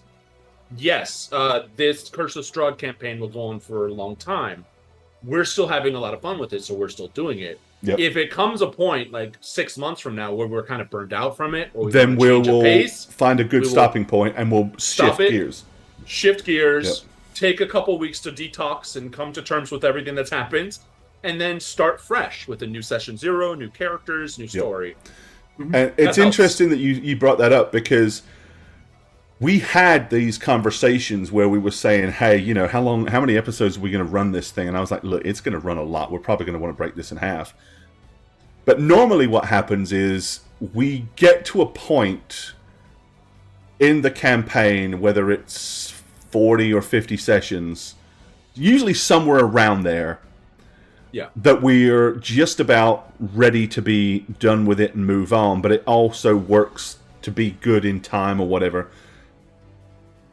Curse of Strahd, purely because of the family dynamic, the amount of organic roleplay that happens every single session to constantly keep us invested and surprised, I don't think anybody is ready to put that down. Yeah, and we're easily 46 episodes in. Yeah. And our longest campaign on How We Roll was like 51, 56. We never really went above 60 episodes in a campaign. No. Yeah, That I'm good to go for another 3 years on these guys. I love them. Yeah, I mean, that's It would just be nice it. for D&D to have a refresh, like mini adventure or something. Yeah, and we will. Okay, audience, like this whatever. year. Yeah, we have a show, whatever. But what I'm saying is, Yeah, but I mean, all the this goes time. for multiple years, we'll Sure. be Yeah. twice Strahd's level when we meet him anyway. Right. Well, I mean, and that's the thing is, you know, it's all the time you're having fun. You keep doing what you're doing. The second you stop having fun or you feel like a change, I get like that. Like, I can run a campaign and it'll start to get to the point where I'm ready for it to be over. But that's one of the fundamental things that I always do. I complete campaigns. A lot of people use the term campaign as synopsis with we're playing D&D. And you hear people, oh, I've been playing the same campaign for 25 years. That sucks, dude. Because that means you've been stuck in the same character, the same mold, the same genre, doing the same old thing. Let your campaigns have a reason to exist. Let there be a start, a middle, and an end. Follow them to fruition. And if you really like the characters and you really like the campaign, write a second campaign that features those characters. Write a third campaign. Write as many campaigns you want, but allow them to have an end. Because the other thing is, if you don't do that, you really are... It's like the most interesting story in the world. If it's 1,000,000 pages long, will you ever finish it? Right. And if you never finish it, two things going to happen. One, it's either going to finish in a very unsatisfactory way or a very non-climactic way. And that's the worst for any story. Yeah. To invest years and years into a thing only to have it turn around and end crap.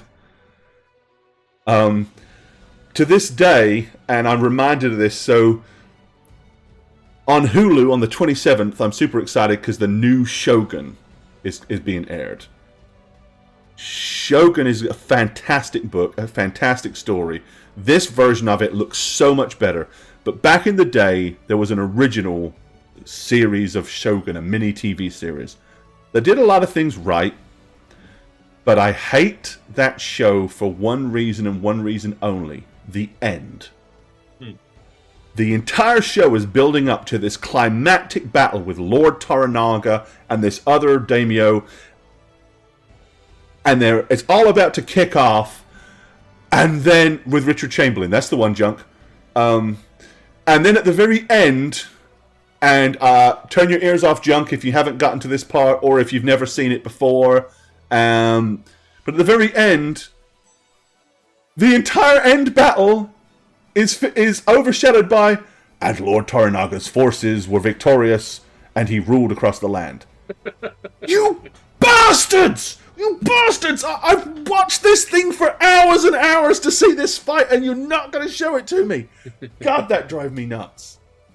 And to this day, I really want to rewatch it before the new one starts. But I know I'm going to be pissed off at the end, so I don't want to. Such a drop, right? Yeah, you know exactly what I'm saying. It's like it's like they run out of money one day and said, "Oh, well, you know what? We're out of film. We need to wrap this up today." Quick one-liner narration. Do okay for everybody? Sure. Very cheap. Yeah, same. Loved it otherwise. But this new one, dude, it looks so good. If you the newest long full trailer just came out and it's epic. All of the flaws. That old director. Would you say that they were evil genetically, or racially? Yes, they were genetically evil. Because anybody that would do that to you and make you watch and get invested in a show for that long and then rip the rug out at the end, that's an evil thing to do. All right. I know we're running long. I will just say, way back when I read Stephen King all the time, there was a straight to VHS movie of his called The Stand. Yes. You guys remember that? And it was in the 90s. And my video store had The Stand, but they only had part 1. I didn't, for my entire youth, know that there were 2 parts to it. So I watched it, and I was like, well, this isn't coming to a conclusion, and it's almost over. And it was like it was supposed to be like a 4 VHS box set. But they only had the first 2 VHS. So when it got to that end, I was like, well, is it over? Is this what Stephen King's been? What the fuck? Like, I was, as a 10-year-old kid, I love the concept of The Stand. I didn't know there was a Randall Flagg second part to it. And I was so mad that they fucked up the story because I read the book and I was like, well, where's the rest of the book? And then it was until years later that I realized there was a second VHS that was either lost or never at that video store. But I mean, I was like that in my youth with the Ralph Bakshi Lord of the Rings movie. Yeah. Right. Okay. Yeah. Same thing. We get to, we go as far as the Battle at Helm's Deep, and they did the same thing. Yeah. And the forces were evil, were vanquished forever. The end. Like, no! Yeah. So yeah, let your campaigns have an end, guys. All right, well, we are done. We're going to get out of here. Should we do the video thing? Or I was about to say, but we're God. about to play you a couple of bits of content. The first one you will see, this is the first airing of it. It has not been aired on How We Roll before. So I apologize for what you're about to watch. We are going to consider this the soft launch. You messed up. And then this coming Thursday, we have our pseudo Halloweenish episode in Warhammer. Yeah. So there we go. But we're disappearing, but keep your ears on as we are going to bust over and show you a couple of new vids, one of which, as I said, this will be it was all James' idea. I'm sorry. First airing. So we'll catch you later, guys. Much love. Bye.